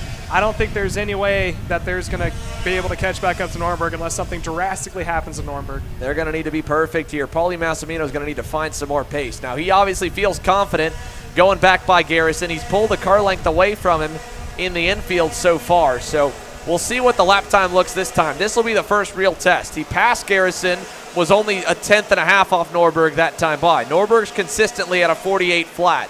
The pole times were in the low 47s. So it's not, impossible to think Massimino could have a little more pace in that RPM Tony kart. Where does it look like across the line? Nope, not enough. 2/10 off that time as Ryan Raffa sends Hayden Jones. Hayden Jones is a problem. Jones is off the racetrack over up the hill to turn number 3. And the RPG Cosmic was running inside the top 5. And he has his head down knowing this was one of the 2 races he had pegged that he could really be a championship race-winning contender. And Hayden Jones all the way out. We'll pick up the leaders now as they go into turn number 8, come out to turn number 9. Massimino and Garrison with a little gap to Ryan Raffa, as you mentioned, one of your guys, and Justin Ataconis back up to him, so at least both of them into the top 5. Yeah, for sure. Unfortunately, what happened to Hayden there. Not sure if he caught the barrier in turn 2. I've suffered from that one time before. Definitely was not fun. When you hit it, the steering wheel just gets snapped out of your hands and you can do nothing. But yeah, again, that lap, Norberg a little over a 10th clear of Paulie, so I don't really see them catching him. Yeah, that turn 2 barrier is almost a wall of champions. I've clipped that a couple times too, and yeah, not too fun when you do that, especially when you just barely clip it. You think you get away scot-free, and the steering wheel starts vibrating, and you realize you just bent the axle. Yeah. That's also not too fun here. Caleb, watching them come on in, 13 laps to go, 11 laps completed. That time by another 2/10 added to Ryan Norberg's gap. A dominant performance in the works once again, but watching this group behind, it's getting interesting in the midfield. Colin Warren up 10 spots, tuning for himself this week. The privateer champion Colin Warren under the Chad Dawkin Racing tent, but that's about all he's under. He's probably working more under there than he's getting help, and he's up to 6th as we see teammates Justin Ataconis going by on Ryan Raffa for 4th. Yeah, it's very, I want to say, sterile racing right now. It's probably going to plateau a little bit. Probably towards the end of it when people start to get anxious, but with Norberg having well over a 2-second advantage, I think it's probably going to stay how it is. Maybe a pass or 2 here and there. Towards the end of the lap, maybe 3 or 4 to go is probably what's going to pick back up. Well, we'll find out here in just a moment as they go into turn number 8 this time. Paulie Massimino just kind of riding with Austin Garrison at this point. Both of them even on pace. And, whoa, we got one guy way off over in turn number 3, I think. All the way out to the trees. I'm not sure who broke on the back straightaway. We'll find out in just a moment when they update across the line. Norberg still 2/10 a lap faster than the drivers in 2nd and 3rd. Yeah, definitely some outright pace, but you can see down there in 4th, Justin, he's matching Norberg's lap times. He's just back and forth. Like we said, didn't get a very good start, but he's chasing down Paulie and Garrison right now. I think he might have a good challenge for 2nd. Yeah, the rookie Justin Ataconis on his way to potentially a first career X30 Pro podium, could rob Austin Garrison of a comeback story here. He's only 2 car lengths back, headed through turn number 8. Again, the confidence, this would be huge for him, obviously. You can even tell in the interviews he's still fully probably not believing he deserves to be up where he is just yet, you know? Yeah, especially after Orlando, we had a very rough time down there. Struggled with a few different things, but got all our stuff right for this race, and you can tell after qualifying yesterday, qualifying top 5 in both classes, or both days, definitely had a lot of confidence. We just saw him pass for 3rd into turn 1. I think he's on his way to his first senior podium. Well, we could very well see it here. 10 laps to go. Obviously, that kart's got to hold together, and he's got to continue to point that thing forward. And Colin Warren is coming along for the ride as well with a nice bit of pace. Like you mentioned, both of them on pace with Ryan Norberg, where Austin Garrison and Paulie Massimino are a little bit further off the mark. So good stuff for Justin Atacanes in the Lando Norris kart. 2 car lengths back from Massimino. A second-place result to the winningest X30 driver in the last season and a half would be a heck of a way to kind of roll into Sunday. And again, not only doing that here today, that just gives you so much more confidence going into tomorrow's racing when, like you said, he starts up front again. He gets to do it all over, sleep on it, but come into the day with his head held a hell of a lot higher. Yeah, I think for sure. I think if we can get a podium out of this one, I definitely think we'll see a different Justin tomorrow. I think he'll come in tomorrow with a lot of confidence and hopefully be able to battle Norberg for the win. He obviously has the pace to do it. We just need to get the start down, and then I think he'll be okay. Yeah, and it's always tough starting on the outside, too. I mean, that was a big thing that hurt everybody in the main event at the Grands last year. You, Connor, multiple drivers all got kind of taken out as the outside lane just got pile drived in the first corner. So starting on the outside isn't easy. I was actually on the inside and pile drived into the rest of everyone on the outside. Yeah, you're right. No, I mean, this turn 1, turn 2 area is very difficult because of the barrier situation. It gets very, very tight there, trying to go too wide through there. And it's such a high-speed first corner that you still can make it too wide through the corner. And it gets, like I said, very tight in turn 2, and someone's got to give, and it's normally the outside line. For sure. Down the backstretch here this time, Norberg's lead, 3 seconds. Back to this group right now that we're watching here. Paulie Massimino, Justin Atacanes looking for his first career podium. Austin Garrison and his return to X30 racing since the Super Nationals in 2019. Colin Warren right behind him as well, has not been on the box since Ocala Grand Prix in 2019 when it comes to X30 National Racing. He was in the top 10 at the Super Nats, though, and on the limited schedule he gets to do between the CK&A races he gets to run for TS Racing and a handful of events for Chad Dawkin Racing in the X30 class, he's always able to usually pull something together. I mean, that's a really talented guy that had a few more opportunities fall his way. We could see him up here and probably having a lot more of a padded stat sheet for sure. Yeah, I think it speaks a lot to Colin. He's a great driver. I've driven with him forever. Drive a lot with him on the 4-cycle side of stuff, and I mean, it's very impressive what he can come and do, just hopping into a 2-cycle kart every once in a while and not driving as much as all the other people in the X30 Pro field do.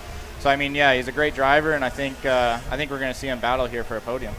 Well, we'll see. Caleb, like you said, it's kind of stabilized a little bit. Norberg mentioned it'd be about lap 18, 19. Might be sooner, might be less before we start to see this kind of battle for the final 2 podium spots erupt. 2nd, 3rd, 4th, and 5th on the screen. Behind them, Ryan Raffa has faded a little bit. The pace not fully there, and he's got to worry because the fastest driver on the racetrack, surprisingly, is not Ryan Norberg. It is Cameron Weinberg, who crossed the line 3rd in the pre-final. Had he not pushed his bumper in, we could be seeing a very different story as well, because the CRG driver is up 12 spots and up to 7th, digging towards Ryan Raffa there at the end of the screen, almost to him into turn number 4. Yeah, moving up to 12 spots. May be able to pull out a top 5 if something were to happen in this pack that we're watching right now. Impressive to see from him. He should very be proud of himself for whatever he'd be able to pull off. Oh, we got a kart slow down coming out of turn 8. Couldn't quite get a number on it. Looks like some lap traffic, I think. Maybe. But I think, there's Weinberg right there. Cameron Weinberg, fastest kart on the track. And it looks like he's got around Raffa, indeed. Yeah. So move Cameron Weinberg up another spot, up to 6th. Good points recovery here for him. Again, after a rough pre-final like that, was great. Again, we talked to him. He's able to stand up for himself.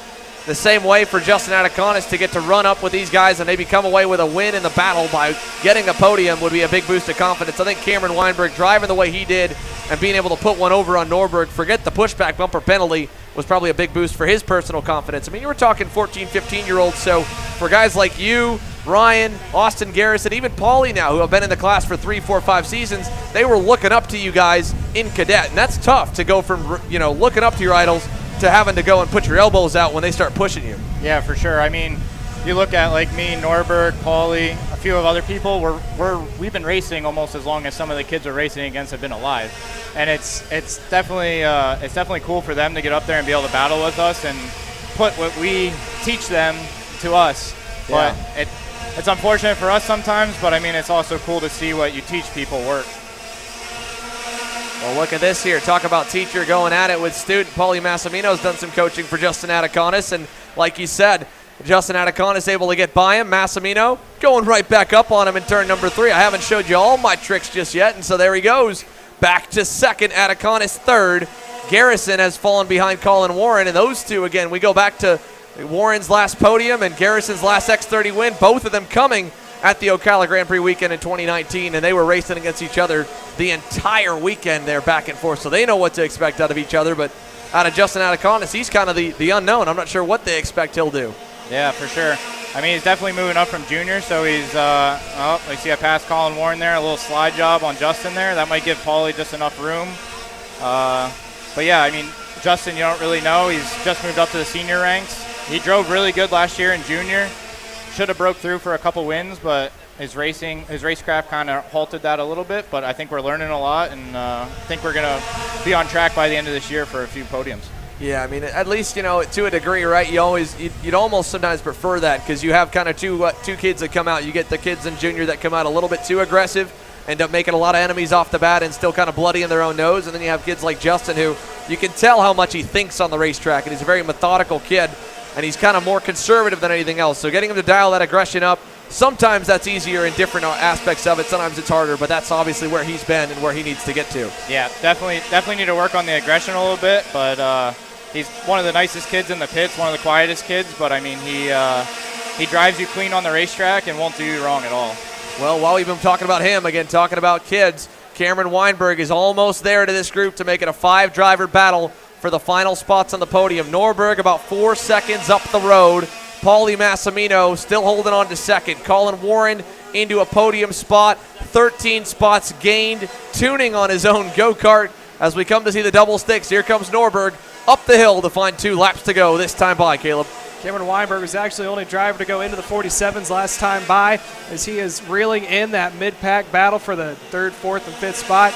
Now that Massimino's starting to pull away, you could see Weinberg maybe able to crack a top 5, as Weinberg just went purple again, so he is now faster than Norberg out in front, which means he's faster than the 4 drivers in front of him as well. So we may see him battling it out for the 5th spot, trying to get around Austin Garrison to get in the top 5. Yeah, getting a little bit of a toe to pull that one off, but being 2/10 clear of the field is no joke, no matter what, toe or not, because nobody else is anywhere close to the pace that the CRG of Cameron Weinberg is right now. Had he started inside the top 5, could be a very different story this afternoon. However, as we see Ataconis getting shuffled by Austin Garrison, Garrison probably monitoring the gap back to Weinberg, knew Weinberg was close and it was eat or get eaten, and he decided to make sure that Justin Ataconis was the first one to get thrown to the wolves. White flag this time by here, Brandon. Yeah, that's the first thing I teach him always pass before you get past, and that was one of those circumstances that he didn't do. But it's going to be interesting here coming down the backstretch, see what Paulie does. Looks like he's got enough of a gap. He's not really going to have to protect. He might be able to get out of here with a 2nd place. Yeah, he's just hanging on here. He's kind of rode in that position all race long, and for him and Austin Garrison, there's nothing more frustrating than riding the entire race in 2nd or 3rd, being decent, and just watching one of your rivals drive away and absolutely leave you behind. And that's what this guy's done. Ryan Norberg, big look back there out of turn number 9. No pressure at all. The battle behind them has not changed. Oh, there went Colin for second. Whoa! Colin and he got him. Yeah, Colin Warren up to 2nd. Norberg wins across the line.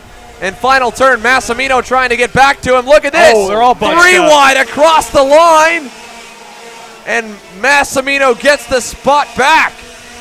Warren 3rd. Weinberg 4th. And 300 shy of a podium with 15 spots gained. Wow. Very impressive. Didn't really see what happened there in the last corner, but I'm sure it was very interesting. Yeah, it was tough to get around. I think Paulie got a nose underneath Colin, and then from there, well, it just kind of all broke out loose here, Caleb, and as well, watching that one just got crazy all the way at the end. Ryan Norberg, your winner here, as he took it easy across the line, but it got up to about 4.5 seconds by the end. Paulie Massimino ends up 2nd hanging on over Colin Warren. In third, Cameron Weinberg, Austin Garrison rounds the top 5. Justin Ataconis, 6th. But a lot of lessons to be learned for sure out of today. Jack Jeffers, 7th. Ryan Raffa, Noah Baker, Dalton Haynes, big time mover as well. 10 spots gained there for the Bennick driver into the top 10 here, Caleb. And a little bit lackluster compared to the pre-final, but I think we've at least got some good things to look at coming into tomorrow's main event, especially if that pace for Cameron Weinberg can maintain. I think tomorrow's going to be more interesting. We're going to have Austin Garrison starting on pole. I think most of these guys are going to go back and figure out what they did wrong and try to make improvements on it. Plus, we still have the pre-final tomorrow for them to dial up whatever they have. So I think tomorrow's going to be more interesting than today was. Well, with that in mind here, we're going to let Brandon Jarsigrat get back to work. We obviously appreciate you coming and joining and playing with us here in the booth, Brandon. It's always a pleasure to have you with us. Yeah, thanks very much for having me.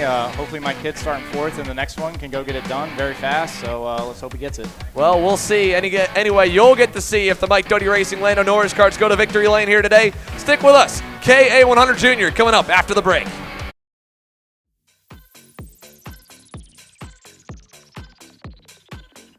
Group A Apparel, designed for the athlete and all of us. Check out more online at groupAapparel.com.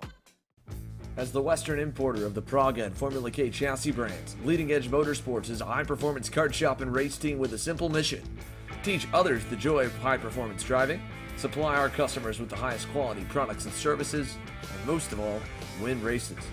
With our remarkable racing inventory, expert services, and top-ranked national-level team to back it up, we'll help to get your new kart racing package up and running fast. From arrive and drive service to kart preparation and driver coaching to the parts you need to get you back on the racetrack, Leading Edge Motorsports is the industry answer. Odenthal Racing Products, your #1 producer in engine mounts since 1992, along with our leading edge designs and product development, such as the Odenthal Racing Products EasyGP camera mount, which comes in 4 different styles and can be used on any karting platform. See our products online. Go to odenthalracing.com.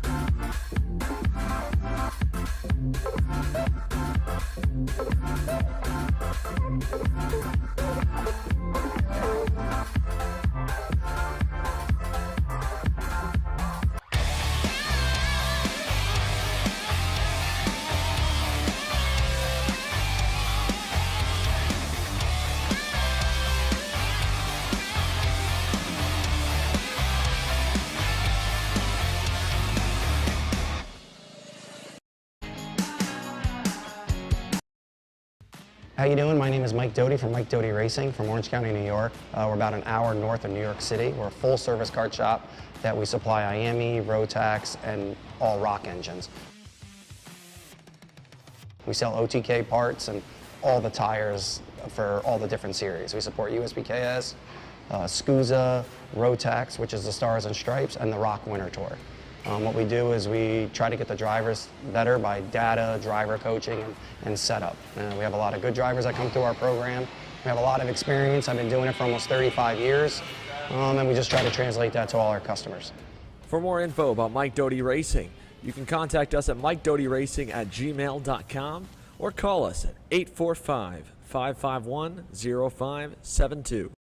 I'm Billy Vincent, owner of MPG Motorsports. What we do at MPG is we try to keep it a nice, fun family atmosphere, try to combine sort of the bigger things and of the bigger teams and the professionalism down with sort of some of the fun, sort of family-oriented atmosphere. We try to not only develop drivers, but also the parents and the families for just in knowledge in general in motorsports. It all starts in karting. What we try to do is try to help the drivers, the moms, the dads understand the sport of motorsports in general, not just karting, but what it takes to get all the way up through. Whether you end up wanting to be a driver or a mechanic or an engineer, you know, we can help you with that, and that's what we're here for. If you're interested in joining us at MPG, our home base is at Whiteland Raceway Park in Indianapolis, and you can contact us at info@willpowerkart.com. And one of our great people will reach out to you, and we'll try to put the best program together. I'm David Serra, 18-time Australian karting champion, and we're launching Kart Class. Kart Class is an advanced digital training program that suits a driver who's just starting out in the sport, all the way to the driver looking to win a national championship. In this program, you're going to be learning about how to find the ideal racing line and what an apex is, braking and throttle markers, wet weather racing lines, and how to overtake other competitors. We target how to brake in the wet weather, and we look on the mental side of kart racing as well with our mental skills coach.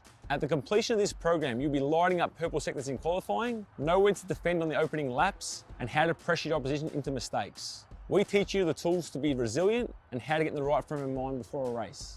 We look to complete the whole package by getting a strong mindset, a driving style to suit all conditions, strategizing your race, and getting the last 1% from your team. We'll teach you how to win the final lap of a race, driving the wet like Max Verstappen, and creating the perfect bubble for yourself to mentally be in the zone. And welcome back to GoPro Motorplex here for USPKS. Our very own Jenna Tommy has got a word in with one of the drivers putting up with some impressive drives in that X30 Senior field. Jenna?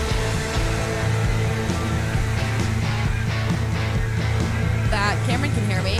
Cameron, fastest lap in the entire race, up 15 spots. You had some unfortunate luck in the pre-final. We didn't get to talk to you about after that. What happened? On the start, the front of the field just checked up, and I couldn't get down, slowed down enough, and got the full bumper and had to drive the whole race with it. I mean, we were fast in the pre-final. I think we had the fastest lap there too. Otherwise, we're pretty solid. So now about this amazing final, how did you get to where you were?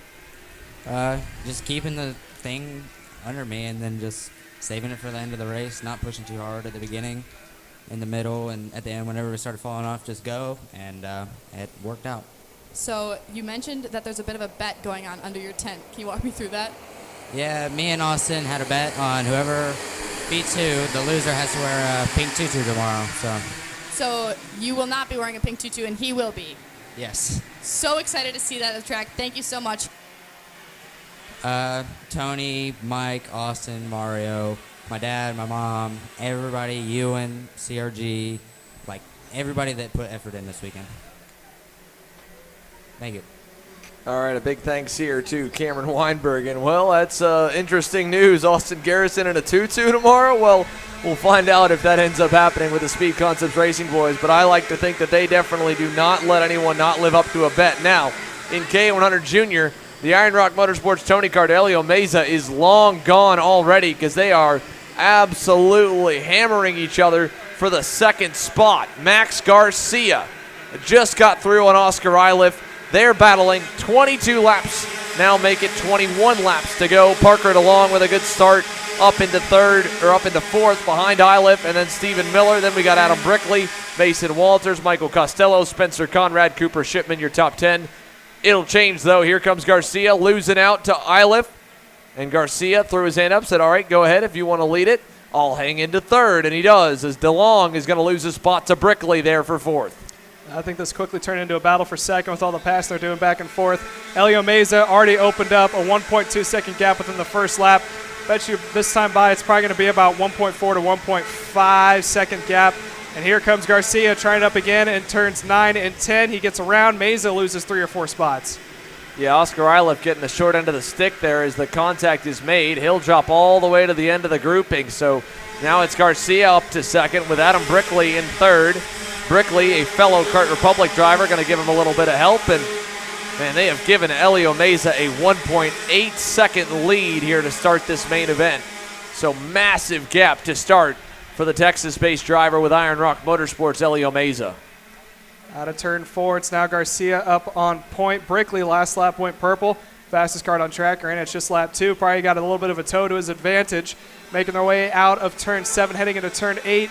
And you can already see the gap between the leader. There's second placement coming in now, leading that pack. And just out in front is your leader of Elio Meza. Through turn 10, and now coming into the final couple of corners, it is still Meza out in front. Brickley, let's see if he can improve the last time that he did. He went purple last lap, making the way across the line.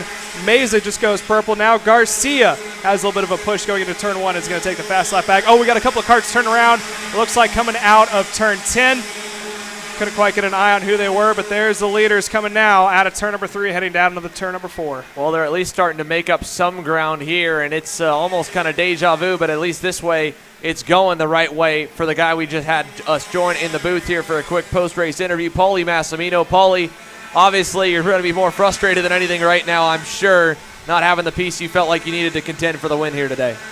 Yeah, no, for sure. I mean, I feel like I drove the hardest I could and the best that I could. A few mistakes here and there, but I just didn't. I didn't have enough. Yeah, ultimately, the battle came all the way to the end there. Those final few corners, turn 9, Colin Warren kind of got by you, and then you were able to get back by him in 11. Walk us through that deal. Yeah, so I didn't think he was close enough to get in on turn 9, and he kind of threw it in a little bit, which is all fine. And I didn't really think he was going to be there, and luckily, he left a little bit of room in turn 11 for me to get him back. Working into tomorrow, coming out of today, I mean, are there anything that you feel like, whether it was your kart, was it engine, was it yourself, you feel like you can go and find, or are you going to go back to the data table and look a little more? I think there's a little bit, I could be a little bit on the more consistent side, and I definitely think we can get the car a lot better. I was kind of struggling with the feeling in the go-kart, but motor feels all right. I just obviously Norberg was fast, but it doesn't help when we just battle for second all the time. Yeah, a lot of shuffling there gave him a pretty big gap here to start this one. Paulie, we appreciate you talking to us. Wish you the best here in the KA Senior event. You still got one more. You're starting for the pole later this afternoon. Thank you. All right, that's Paulie Massimino, the RPM Tony Kart driver. Got a podium, got good points here in the championship, and still to go pole, pre-final win, and second in the main event. Not a bad way to end today. We'll keep on cycling more guys on through here in the booth as we've got everyone. Here's Justin Ataconis that'll be joining us as well. And we'll do some interviews also with Austin Garrison, Ryan Norberg, and Colin Warren. So first, Justin, let's talk to you, man. I talked to you really quickly. You said, your thing was a bit of a darn handful when it came to that most of that main event. Yeah, it was coming off turn 1. We were I didn't even notice that we were 3 wide. I got squeezed and bent the tie rod pretty bad. And just drove through it, pretty clean race got up to second at one point, and then fell back pretty hard at the end. I think with bumpers we were 5th or 4th, somewhere around there, but it was a pretty good race. I definitely learned a lot race with those guys. It was really fun. Yeah, it's a big thanks to my dad, Mike Doty, Brandon Jarskrak, all the guys in the tent, Comet Racing Engines, everyone. It's been a really good weekend so far, and hopefully we can keep going tomorrow.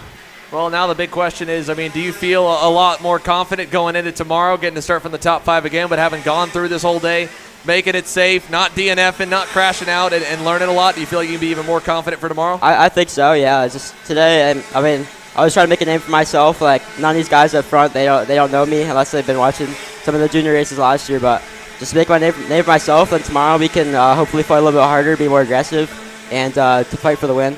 Well, awesome stuff, Justin. Congratulations here on a good run here today and a solid run for tomorrow. Thank you. Again, Justin Ataconis with Mike Doty Racing and the Lando Norris Kart driver with 16 laps to go here in KA100 Jr. Not much has changed at the front of the field here from what we can tell, Caleb.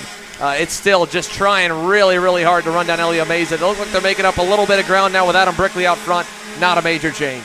No, it looks like the battle for the second spot has continued on. They settled just a little bit. As you said, Brickley was able to make his way back in front, but Garcia is still the fastest Kart out on track. Definitely here. Now we're joined by the guy who also made the last race really, really boring for us, Ryan Norberg. Obviously a big grin for that, but hey, it was deserved. And, you put it on him 4.5 seconds before you ended up letting off across the line. Obviously that got to feel good after how crazy that pre-final was. It does. The race was tough initially. I knew that Pauly, at least from the pre-final, he was, he kind of held up the second place driver the last time, and so Austin was able to get out front and kind of stretch away. And so I was hoping that if I could get in front of him early enough that, it would allow me to stretch out a little bit. And when I did, I was able to pull a little bit, and it seemed like they just raced behind me. And I mean, that's kind of the way it goes sometimes here, and they race behind me and I get a good enough lead, and that's what I like to do, is be alone and just be able to push and drive my race and push the kart to the limit every lap. But there's a few drivers in the list out there and that were pretty quick, and so, yeah, not completely, happy with today. I want to be the fastest every single time, so the fact that there's other drivers out there that are fast means tomorrow's going to be even more of a challenge. Right, that's the big thing, right? I mean, Austin and Pauly, they were both about a tenth to 2 tenths off you a lot of that session, but then you go and you look, Cameron Weinberg, Justin Anaconis, a couple rookies, but I mean, they were wicked fast, and like you said, even a little bit quicker than you were. Where do you think you can find a little more pace here after being here for so many days? Where's left to find more? It's hard when you've been here for this much time. I mean, you've tried a lot of the setups, you've tried everything, but I've got to just keep trying to push the kart even that much further into the corner. It's difficult. The track keeps rubbering up in the afternoon and getting so much more grippy, and I just keep going deeper and deeper and deeper, and I'm like, I don't know how much more deep I can go into the corner before I spin out. So every time I'm just trying to push the kart even further, and I don't know, it's racing. You got to just keep looking for it. But yeah, Weinberg and Adaconis was fast, and so I mean, if they had a better pre-final, a better starting position, I'm sure they'll be up there tomorrow. Well, I mean, when you're at the point where you win a race by 4.5 seconds and you're almost frustrated and you're going back to the tent to look at data, that's got to say something about how good the last year and a half has been. It's been really good, and it's nice to say it's not the fuel, so that's nice. Yeah. They made us use their fuel this weekend, so that was Series made us use their fuel, so that was something everybody can go on and stay on about. It's not the fuel, so you can look somewhere else. Yeah, that's the last thing here before we let you go that we'll announce to everybody of what he's referencing. The entire top 5 all had their fuel tanks completely flushed before that main event and pumped with fuel from the Series Tech. So like you said, it's not the fuel. It ran better, honestly. I like it. I was kind of happy with it. So you guys messed up the mixture this Yeah, weekend. I guess we did. I mean, I mixed it, so I do 1 and 1 like it says, but I guess I did it worse than they did because theirs was pretty good. So. Well, good stuff, Ryan. Congratulations. Thank you. All right, again, that's Ryan Norberg, your main event winner here in X30 Pro. 12 laps to go in KA100 Jr. We'll talk to you a couple more here in the closing stages of our KA Jr. main event. Your leader is still Elio Meza over the rest of the pack right now.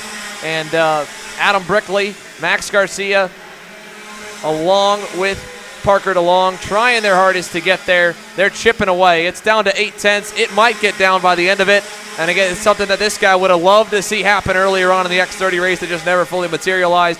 Austin Garrison. Austin, that one got wild at the end, but for a while it was just kind of like a slow-paced race, it seemed like. Chipping away and just kind of watching the gap slowly open up. Walk us through it. Yeah, so the kart wasn't all there in the pre-final, even though we finished second. So the balance, we were trying to go and figure out what to go do for the final. We made a rear end change, and we thought it was going to go and be better, but at the end it wasn't. We were just as fast as Pauly for the first half of the race, and then he started to slowly go and be a little bit quicker than me. And then obviously I got passed by Warren and another driver, and I was just kind of just sitting there like hanging on just in the draft. So we definitely got to go back to the drawing board and get the balance a little bit better for tomorrow. It's good for me that I'm starting on pole tomorrow, so I'll definitely help instead of starting second, have to go in a fight with a couple drivers, go and get back up where I started from. But yeah, the last few laps, I try to go and capitalize on it. I know drivers were blocking and defending, so that kind of got me a little bit more in the fight. But we couldn't pull off a top 3 finish, so we're gonna have to see for tomorrow.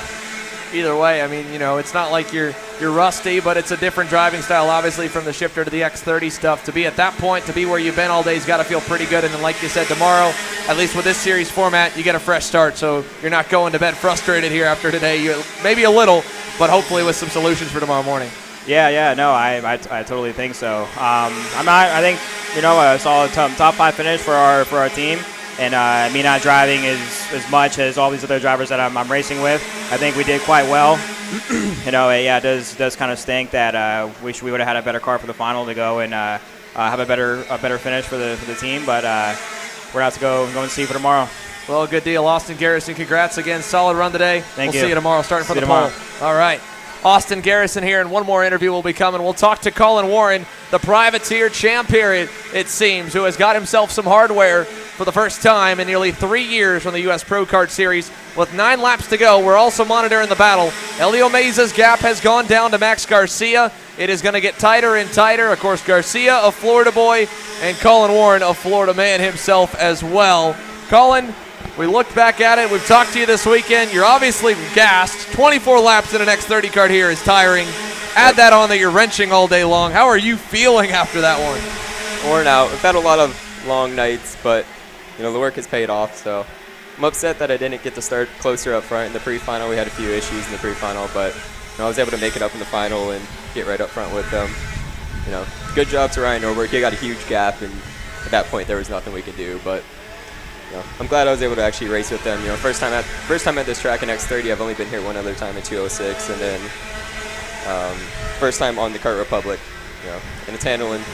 We're figuring out stuff, and it's handling really good. And thank you, Eric Jones, for the opportunity to run the kart. But yeah, that's obviously pretty cool. I mean, you got a lot of expertise helping you out here this weekend with that chassis. They've had Thomas Nevo run really good, Arias Dukmagin good. So I'm sure that was a little bit good coming in, knowing that you had not only the go-kart that's run up front at this series, at this level with this engine, but the guys that have tuned that kart to run really, really good. And then going to tomorrow, where do you think you see yourself making any adjustments or finding more speed overnight? Because today ended obviously really good. Yeah, I have to start tomorrow on 18th. Screwed up in qualifying, a bit too low on tire pressure, but I started 16th in the final here, and I think I'll be able to make up the time in the pre-final and hopefully start up front for the final.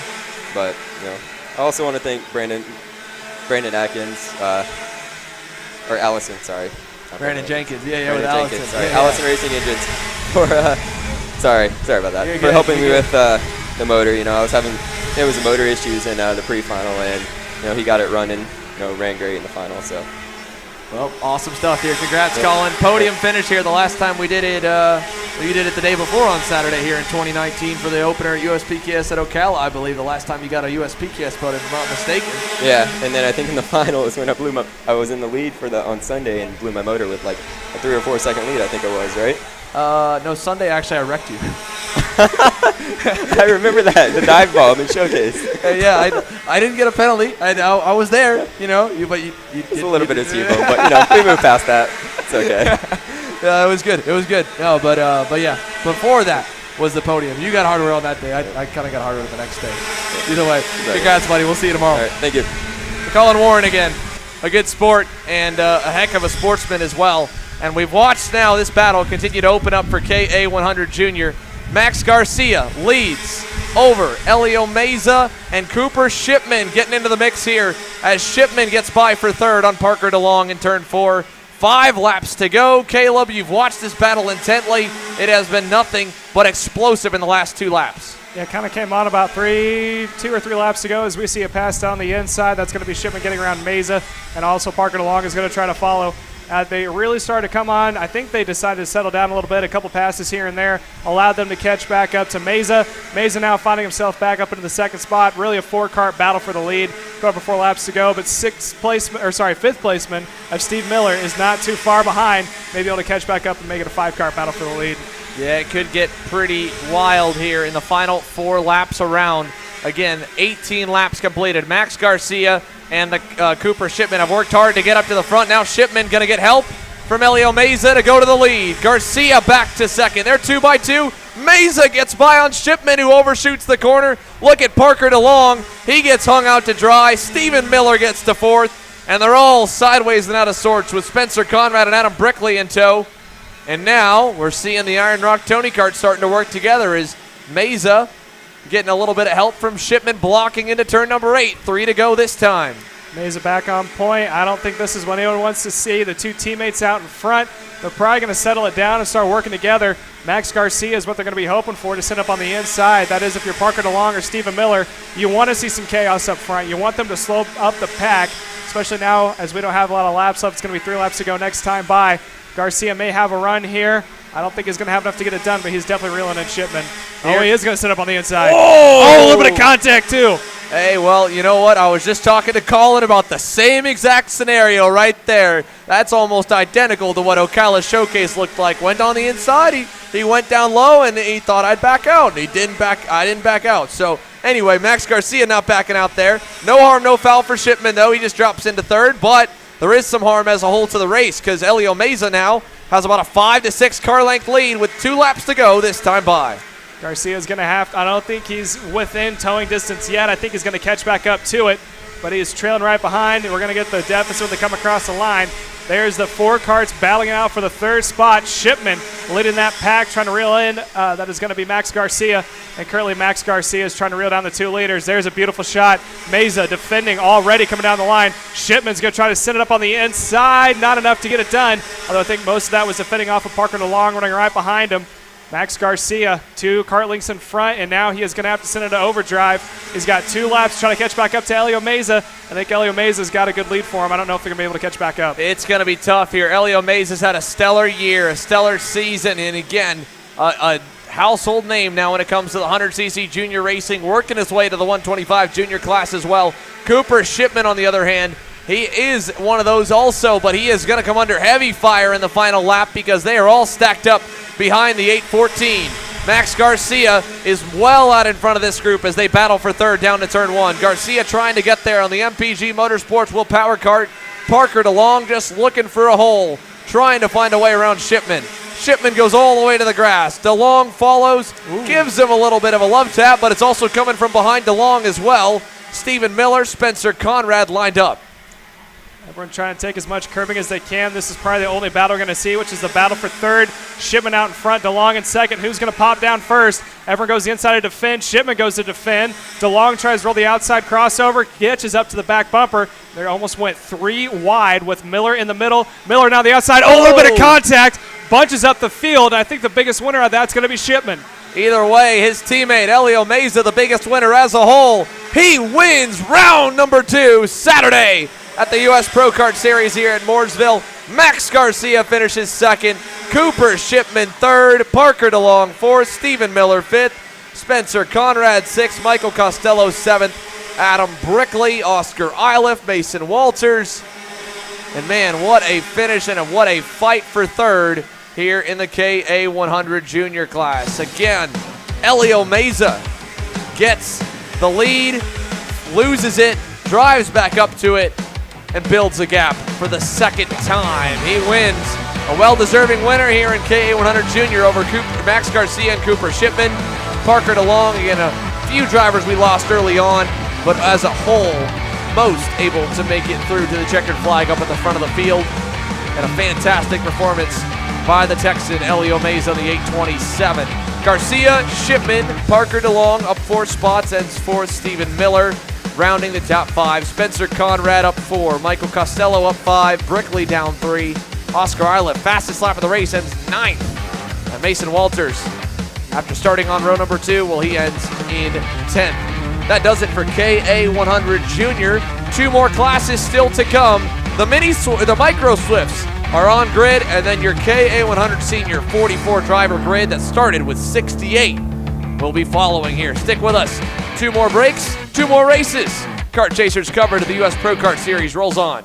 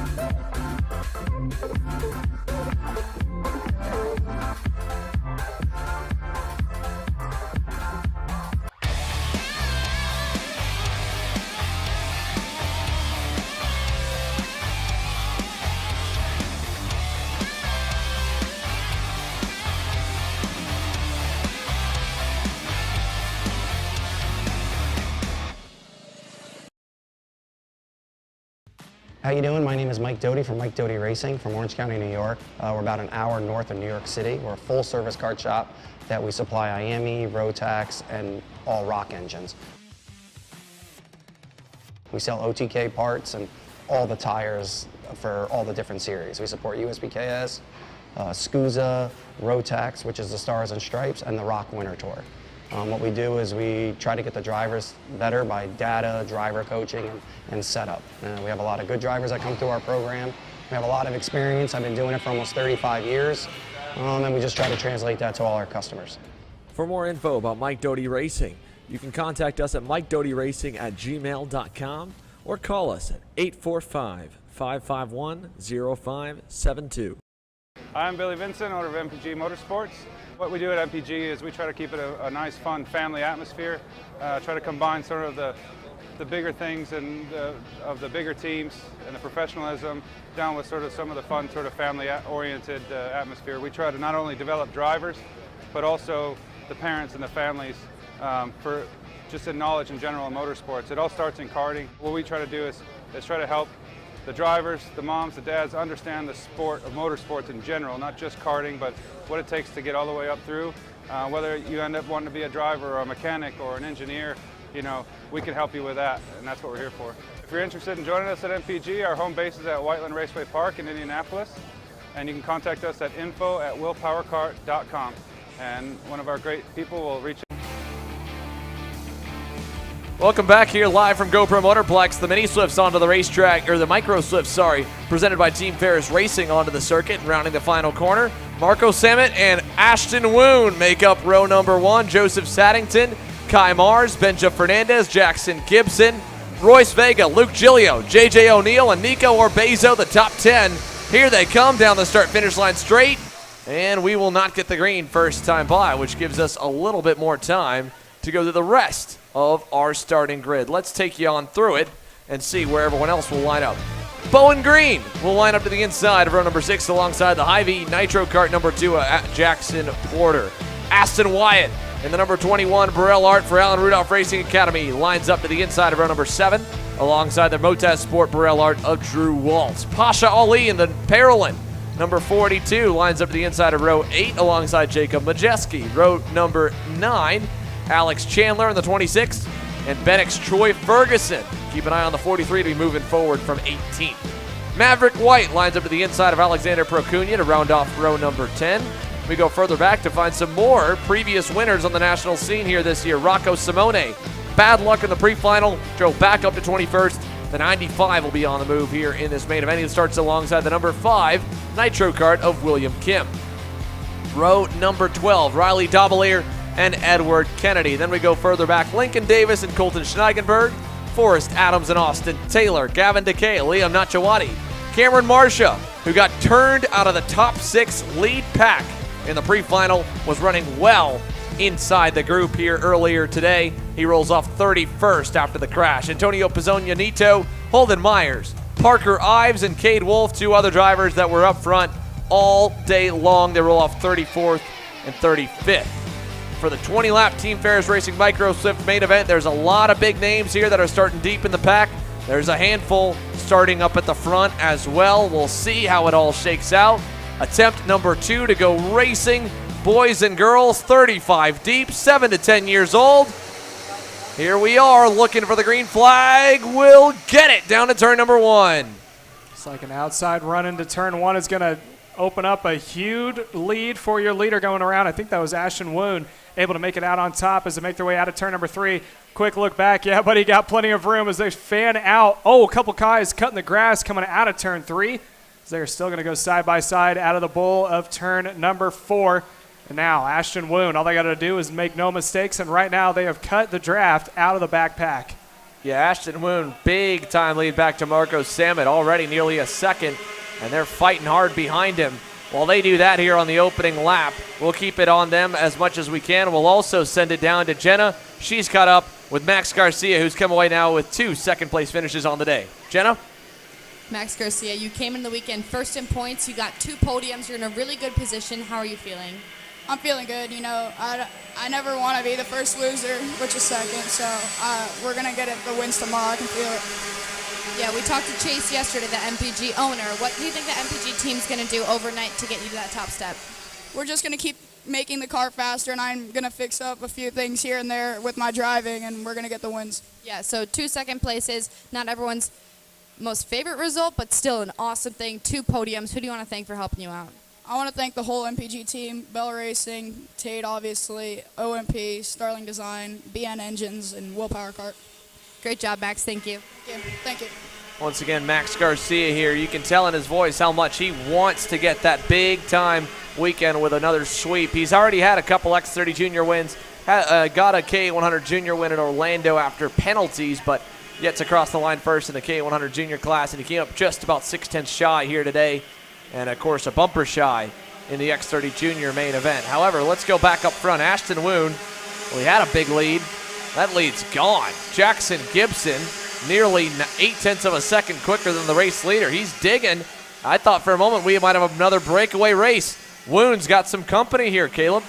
Going into turn 4, Woon's got a bumper full of Gibson. Gibson came out, I want to say, from 4 spots back. He is from 4 spots back, all the way up to second. Went purple last time by. Other 2 that are falling right behind, Marco Samut and Kai Mars. Also up in the mix if these 2 decide to go battling back and forth. Jackson Gibson, when you're 0.8 of a lap faster, I normally say would sit back and wait, but if you're that much quicker, you got to get around and try to get a lead for yourself, or else you're going to have 2 more karts join the party and try to battle themselves back out.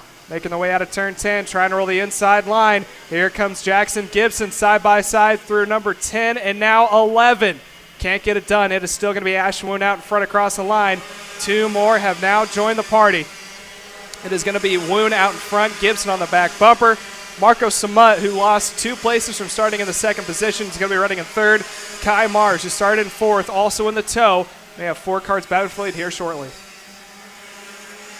Yeah, here they come through turn number 4. A couple kart lengths apart for this 4-car grouping roughly together with Woon, Gibson, Samut, and Kai Mars. And then we go back from Mars. Benja Fernandez, last time by, was also faster than the race leader, so he's closing. Here comes Gibson on Woon. He'll go by. Jackson Gibson to the point in turn number 8 here with 16.5 laps to go. Marco Samut still in third. Mars and Fernandez, and then J.J. O'Neill, who's up 3 spots from the drop of the green with a nice run forward. Fastest lap of the race at the moment, Troy Ferguson in the 43 car, down in 17th. We'll see how high he can work his way up. William Kim with a great start in the number 5 Nitro, up 9 positions. And now the fast lap honors go the way of Benja Fernandez as Jackson Gibson takes him down the backstretch, side by side for third. Look at Kai Mars trying the inside on Marco Samut. Not able to fully get clear, but he's so close. Almost, and he tucks back in line, back in the 4th spot, and that allows the top 2 to get further and further away. Jackson Gibson continues to lead here. We'll send it down to the kid who was 1 spot higher than Garcia in the main event for KA100 Jr. Elio Mays has had a great year. It continues with another win here today. We'll send it on down to Jenna. Thanks, Ender. Elio, we were just talking, and I said you've had a pretty dominant year, and you said, yeah, finally. How does it feel to be consistently at the top of the podium? I mean, it feels pretty good. We put in a lot of work this last year, and finally it's paying off, and yeah. Awesome. Was that race interesting for you, or did you just have to sit back most of the whole time? Well, at the beginning, we had a really good start, managed the gap at the beginning, and then I saw they were starting to close up, so I started to conserve my stuff a little bit. I knew they were going to catch up, and then I was able to make a pass and lead the rest of the race. Yeah, who do you want to thank this weekend for the awesome package? I'd like to thank my team, Iron Rock Motorsports, Charlie Swain for his help, my dad, my family, and 4T Concrete Pumping for sponsoring me. Congrats. Thank you. Thank you. Back to you guys. Thanks, Jenna, here, and congrats again to Elio Mays on a fantastic performance here today. 14 laps to go now. It'll be 6 complete in the 20-lap main for Ashton Woon, Jackson Gibson, and company. And Woon, having gone back to the lead, all of a sudden, after having almost no pace to start this one, Caleb, he's got it. He's back to the lead, and they're pulling away. I don't know if it was a setup or maybe something sparked underneath him when he saw Jackson Gibson drive right by him. He's back on point going into turn number 4. Looks like those two are starting to pull away from the pack. They've opened up roughly about a second between themselves and Kai Mars and Benja Fernandez running in third and fourth as they make their way out of turn number 7, heading into turn 8. I don't think there's going to be a pass for the lead. These two are going to stay nose to tail. There is a pass. It looks like Benja Fernandez able to get around Kai Mars, moves up one more position. Rest of the field falling out behind, which is going to work in the favor of the two leaders who are slowly starting to pull away. Yeah, another pass made there in that group, and that's allowing the group behind to kind of latch on a little bit as well. With Fernandez up to third, you can see that group of 4 right there back to Samet, and then Royce Vega and Bowen Green. I mean, they're only about a half second to second back from that pack, so they could easily get into the mix here as they go through turns 1 and 2 and climb the hill. 12 laps to go next time by. 7 laps complete out of the 20, and it's still Ashton Woon and Gibson. Now, as much as they're working together, you think they'd be pulling away more. They've only got a 1.4 second lead, and we're only about a tenth of a second quicker than the pack behind them last time by. So at this rate, I mean, if they really could get hooked up, if Benja Fernandez can really start to lay down some heaters, they could run back up to the top 2 with or without some help. As we see J.J. O'Neal make a little mistake, gets into the back of Kai Mars, opens the gap up for Fernandez right there as they head through turn number 9. So out of turn number 9, they'll run the short chute here. Ashton Woon, Jackson Gibson, 1.5 seconds to Fernandez, maybe a half second back to Kai Mars as they pass for 5th. And they'll head down the front straightaway here. 12 laps to go in the Micro Swift main presented by Team Ferris Racing. Let's send it down to the grid as we've got Race Liberante standing alongside Jenna. And we'll check in with Race and see how his weekend's gone so far, as it seems pretty all right. Jenna? Race, we haven't got to talk to you yet, so I'm going to let you take it away. What's been going on this weekend? We kind of struggled for pace a little bit in practice. I didn't get to come test last weekend like I had planned to, so I was just trying to play and catch up on kind of what everybody has gathered. And yeah, I'm not really big on, one lap pace doesn't really do much for me, so we've been kind of dialing in the card for the long runs, and I didn't qualify too bad, but not too great. Fortunately, with the way the races work, we're able to make up some spots and start in P4 for the main, so I think I got a pretty good shot to fight it out for the win, and hopefully, unlike last month, we can keep it a little cleaner. Definitely keep it clean. What do you think the viewers can expect from this race? KA Racing is always going to be rowdy. There's a lot of guys out there to prove something, and then there's a couple of veterans out there too that have some experience and grew up in kind of a different era. So we're all trying to race together and figure out how to race each other. And I think as the season goes on, it's going to get a little cleaner. But this track races hard. It's a good place to passes everywhere, but it's really draft dependent. So I think there's going to be some big pack racing, and it's going to be a fight for the win to the end. Yeah, over the course of this season, we've talked about the level of respect between the senior, or some of the older and the younger drivers. Do you think that's improved at all? I think it's just a matter, I don't know if you can put an age on it. I think there's just a different experience level maybe. And, like I said, we all just kind of grew up in different eras. There's certain ways the kids race now that, we didn't. So it's a little bit of, guys like me adapting to what they're doing now, and then, them maybe cleaning up some of the habits they learned in junior. Great. Good luck. Thank you. Big thanks to Race Liberante for taking some time to talk to us here as he gets set to roll off from the outside of the front row. We're watching Jackson Gibson and Ashton Woon. They stayed they stayed pretty much the same from before that interview, but behind them it's changed a little bit more so. Benja Fernandez has gone away from Marco Samet, who has gone by on Kai Mars. That's back for 4th. And then Bowen Green has moved his way up into the 6th spot. And Rocco Simone, I mentioned him as a guy to watch. 14 spots gained, Caleb, update. Yeah, Rocco Simone, usually someone who's always fast when it comes to the regional and national level. Very impressive drive from him. We were talking about the two out in front that are leading the race, talking about both Ashton Woon and Jackson Gibson. You said that you thought it would be more of a gap. I thought by now it would be much more of a gap, but right now they're sitting, that last lap they opened up a little bit more. It's about 1.9 seconds between themselves and that second pack battle. I thought by now it'd probably be at 2.5, maybe 3. I have a feeling those two are probably going to sit back until they get the 5 to go, and then they're going to start running it back out. Well, here we are, 9 laps to go, 11 laps completed in the Micro Swift main event. There's still the KA100 seniors to go. That's why we're talking with Race Liberante and company here as we get set for their main event. Chase Hand getting ready to line up on the outside of the front row. Of course, he won his pre-final. Then you go all the way back to the LCQ. A number of drivers, unfortunately, missing out on that one. We saw a heartbreaker in the form of Logan Mueller, who was having to come back 2 times over in the LCQ from Rex, ultimately just to end up thrown into the barriers in turn number 3. It can be really, really heart-wrenching. The racing in that class, as Ray said, and a lot of pack racing in the 100cc stuff. So we'll keep talking to as many of them as we can before they get fully suited and booted. 8 laps to go here, and the micro slips giving us time to chat with them, especially with Jackson Gibson and Ashton Woon showing as much promise as they are right now with a lot of patience. Just, they could have been passing back and forth and allowed Benja Fernandez to get into the mix of things, but they aren't. They've been riding first and second without a single pass made nearly this entire main event since Gibson ran Woon back down. Since then, they've just been cruising. So, no passes really made whatsoever for the lead. I think they really need the pass like you were talking about. This is a high-level maturity, usually find when it comes to a senior, maybe even some junior racing where they know they got to wait until it comes down the final closing laps, because once they start going back and forth, they're going to end up losing positions. I believe we're going to send it down eventually to Jenna Tommy, who's going to talk to more of our K100 drivers. Yeah, Chase Hand here getting ready to line up on the grid. We'll send it over to Chase and Jenna in just a moment here. As we watched on the screen, the battle for 3rd, 4th, and 5th was just up there for a moment. That was between Mars, who has found Fernandez losing ground to Bowen Green. Green's up 7 spots now, up into 4th. Marco Samet's up a little ways from him in the 3rd spot. And while they continue to shuffle with 6.5 laps to go, let's send it to the grid with Jenna and Chase Hand. Jenna? Chase, you've obviously had a successful weekend so far, starting 2nd in the final. What put you there? Yeah, I had strong pace all weekend, made some great changes for the pre-final, and hopefully made some more good ones for the final.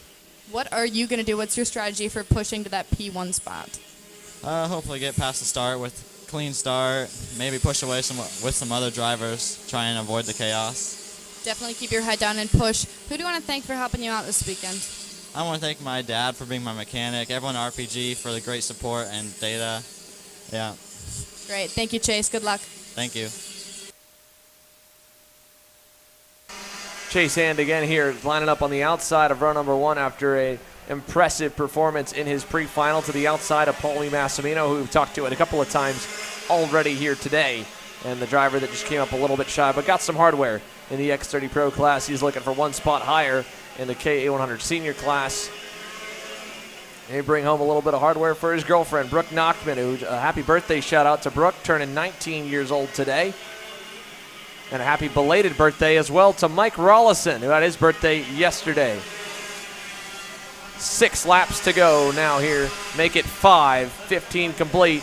No shuffling up front yet, but like we've said, Caleb, only about 2.4 seconds back to this group, led by Marco Samet, followed by Benja Fernandez and company. Yeah, we're approaching the time when everyone's going to start throwing caution to the wind and going back and forth. Already there was a block to the inside. Marco Samet didn't really need to throw it down. I think that was more of just to be on the safe side. He's holding on to that 3rd position. Probably in this lap or next lap, we may see Ashton Woon and Jackson Gibson start to size each other up. Gibson's been following Woon all race long, which that allows that to do is figure out the driving habits. Where are you faster? Where can you get a run? Where do you need to improve on? What are they doing differently? So when it comes time to go in tooth and nail, you can have all of your knowledge ready to go, kind of like taking a test. You can go down there and circle C for every answer and hope that it comes out with a 60%, or in this case, a win. Definitely here as they climb the hill and head out of the final corner. Marco Samet still holding the spot over Fernandez. Fernandez half a cart back. Samet going to block down to the bottom into turn number 1. That'll put Fernandez on the high side. 4 laps to go. I think they maybe know that the battle is coming to the doorstep.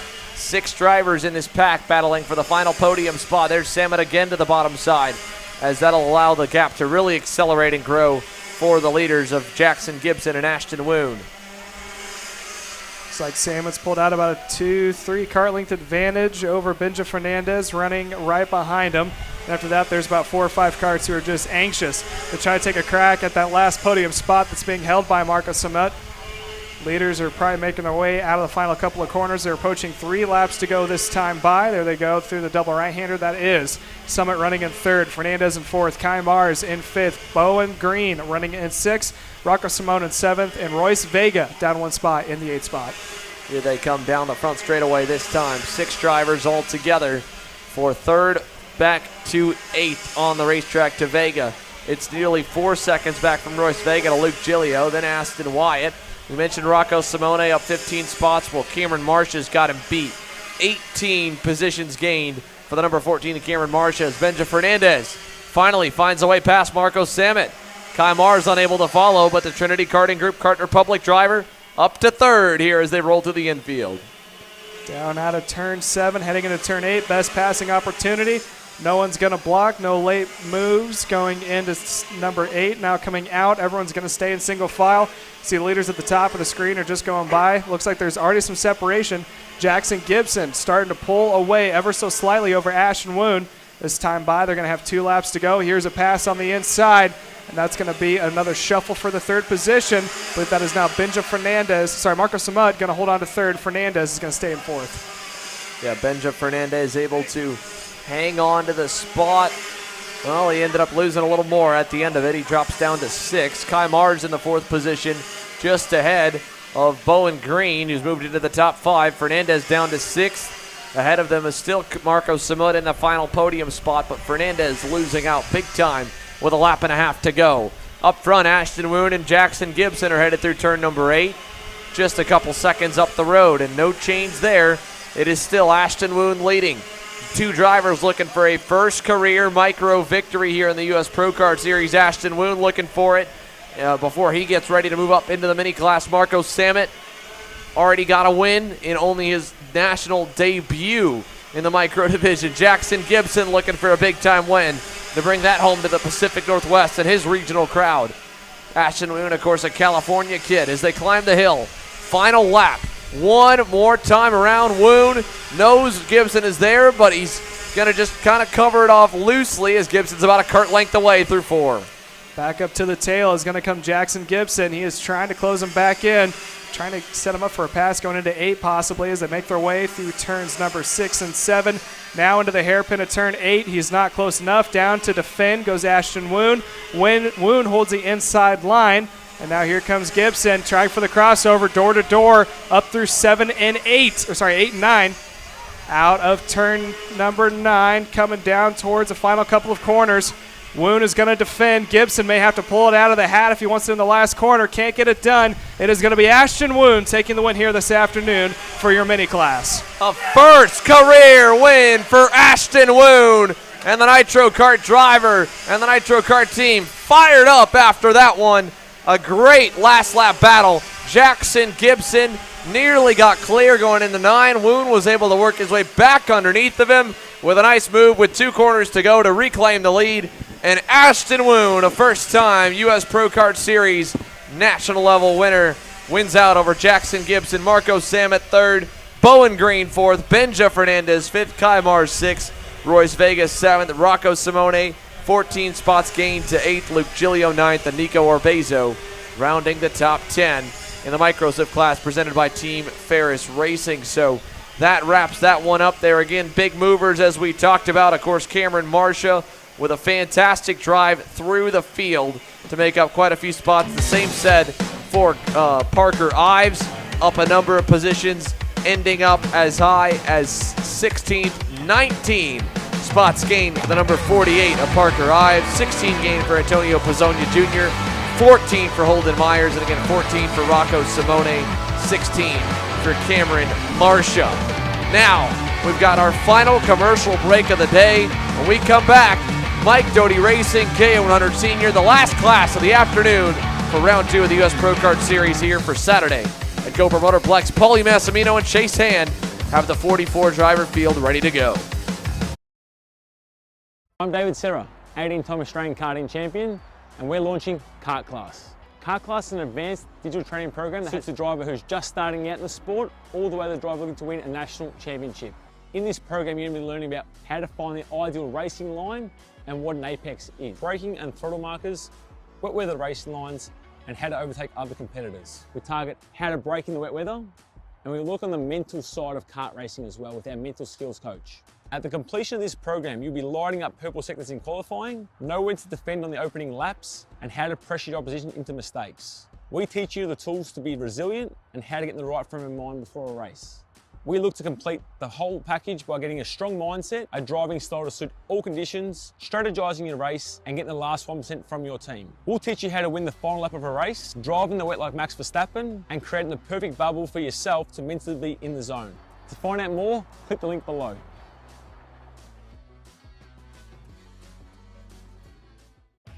Kart Store USA is a kart parts supplier that racers and retailers can count on when they need reliable advice and service. We focus on servicing all racers with honesty and pride while maintaining customer satisfaction. We carry a full stock of Kart Republic and Tony Kart chassis, as well as IAMI and Vortex Rock engines. We've also got a host of other parts available and in stock, such as products from Rev Performance Materials, Jekko Racing Seats, and more. We have a 100% satisfaction guarantee, and on top of that, if your order exceeds $200, shipping is on us. Check out all we have to offer today by visiting us online at kartstore-usa.com.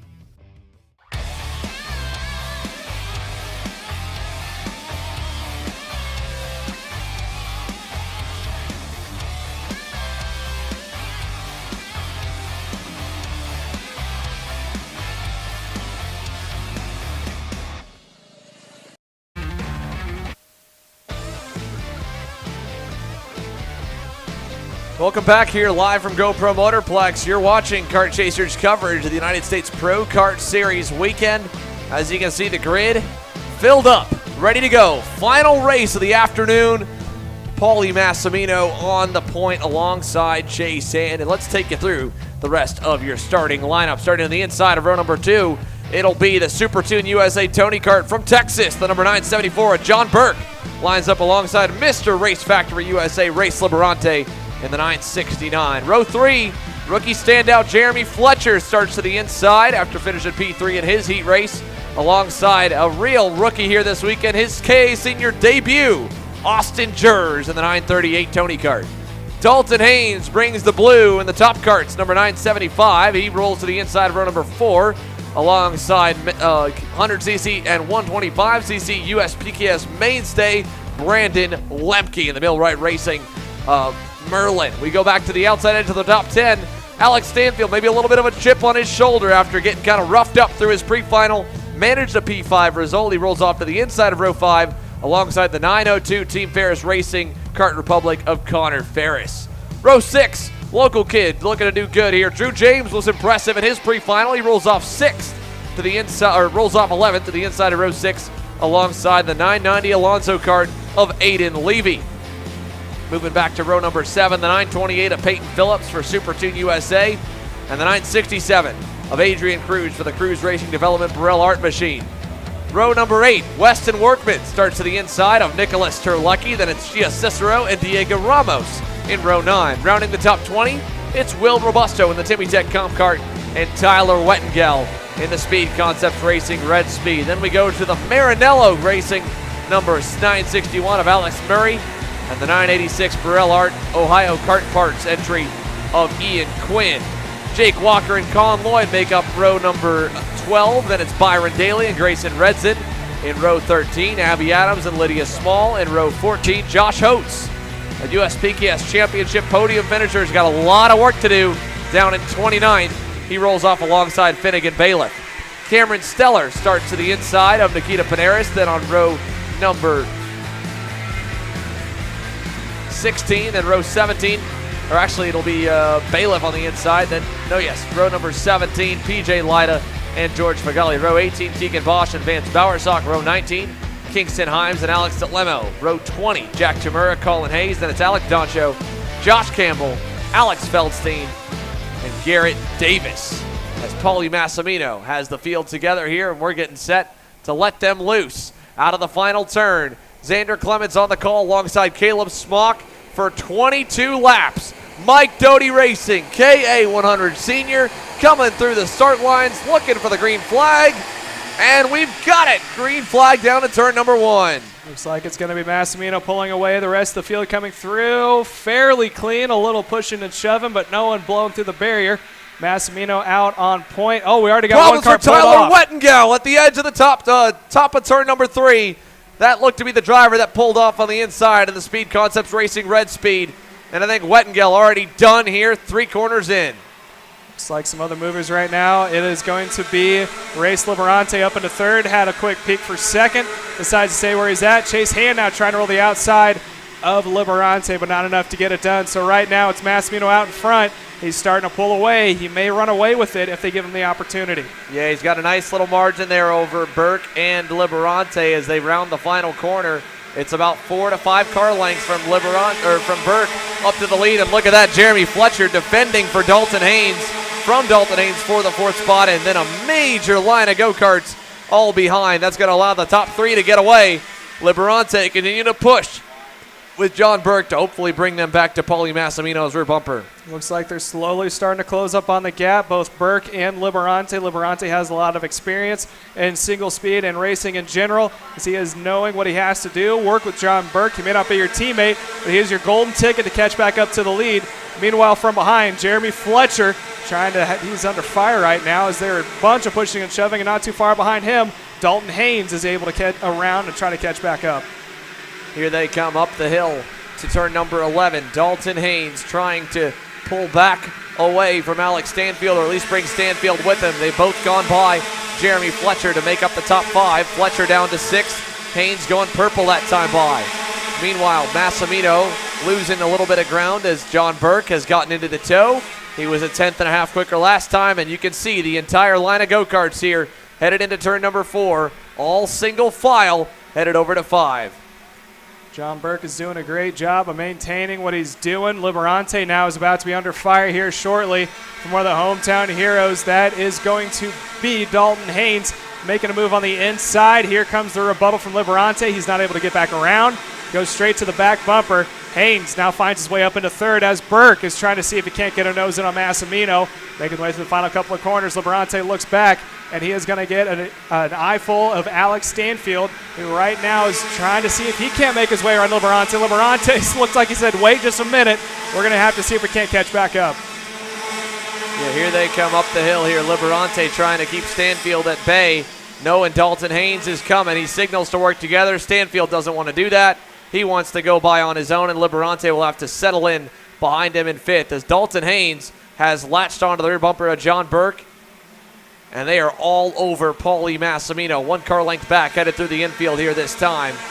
Jeremy Fletcher now going to throw a dive bomb on Liberante. We got problems. Josh Campbell has gone around in the bowl right in front of our camera, nearly taking out our camera stand, entering turn number 4. Continue to watch the battle for the lead. Massimino still out in front. Haynes now up no, into he's dropped second. back to 3rd, actually, while he went never back. Mind. Massimino back to P3. Dalton Haynes up into 2nd, and John Burke leads into 1 as Haynes goes to block. Here comes Alex Stanfield to the bumper. Haynes signals to work together. They're going to have to catch back up to John Burke as they make their way. You can see the rest of the field snaking around.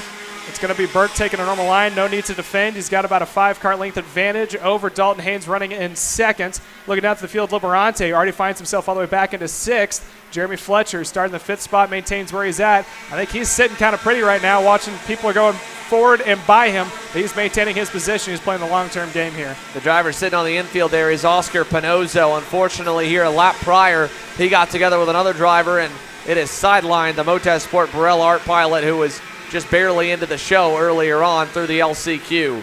Burke leads the pack here. The Pied Piper is the 974, and it's a group of about 13 strong as there goes Dalton Haynes to the lead in turns 1 and 2. Haynes goes a little wide, may have cost him some momentum as it's now going to be John Burke in the tow.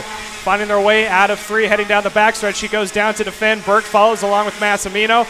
Jeremy Fletcher again right there in the battle. He is trailing right behind Alex Stanfield. All he has to do is maintain his spot because it looks like Aiden Levy was able to get around Liberante. Liberante finds himself back in 7th. Here they come into the infield hairpin here. Look at Burke. Late move on the brakes and clear for the lead. He'll bring Massimino with him, and that allows Dalton Haynes to at least get into 3rd just ahead of Alex Stanfield, who is slowly chipping his way up the order. Stanfield in the 906 on the bumper of Dalton Haynes, but not making a move just yet. Then it's Fletcher, then Aiden Levy, then Race Liberante, who's faded back to the 8th position.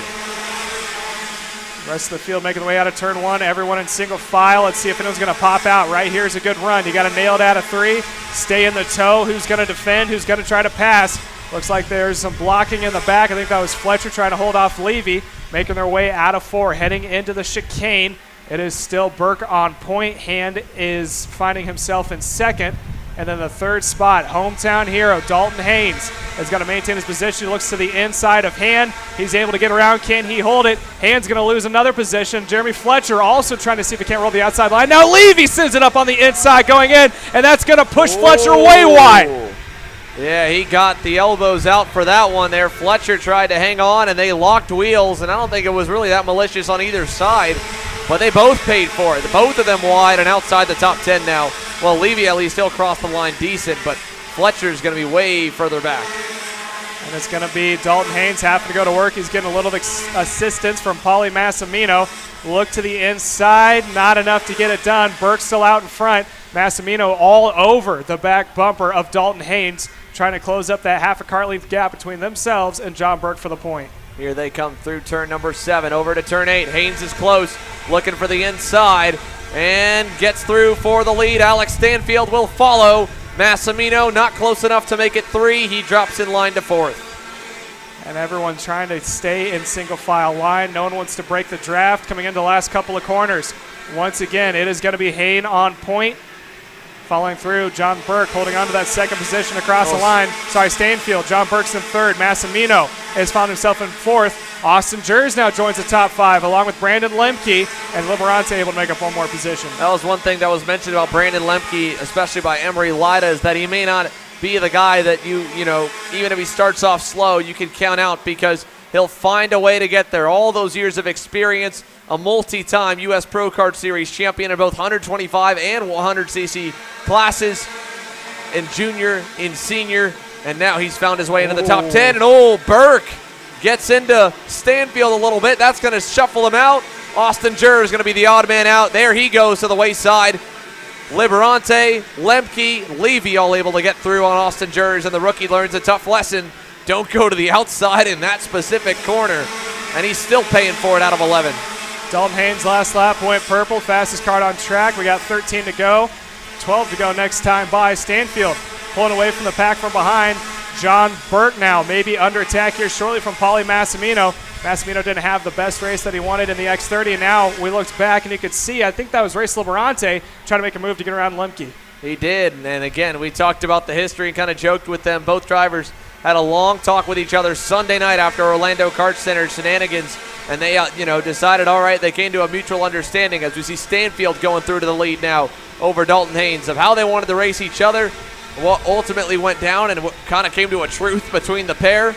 And now it seems like they've got a pretty good amount of respect for each other, both Lemke and Liberante, as they go to the final corner. And onto the front stretch here. They're a little ways back from the top 4, but Lemke still happy to work with Liberante to try to push him back up to the pack. See if they can do it. Right now it's a 4-kart breakaway. Stanfield out in front, Haynes running in second, Burke in 3rd. So Burke still struggling to catch back up to the top 2. He's getting help from Massimino. I think Massimino knows he doesn't want to try to race with Burke and to just ruin both their chances of taking the win. Although I'm wondering how long until the top 2 decide to settle down. There has been a pass lately, I say that relatively speaking, between the 2 of them.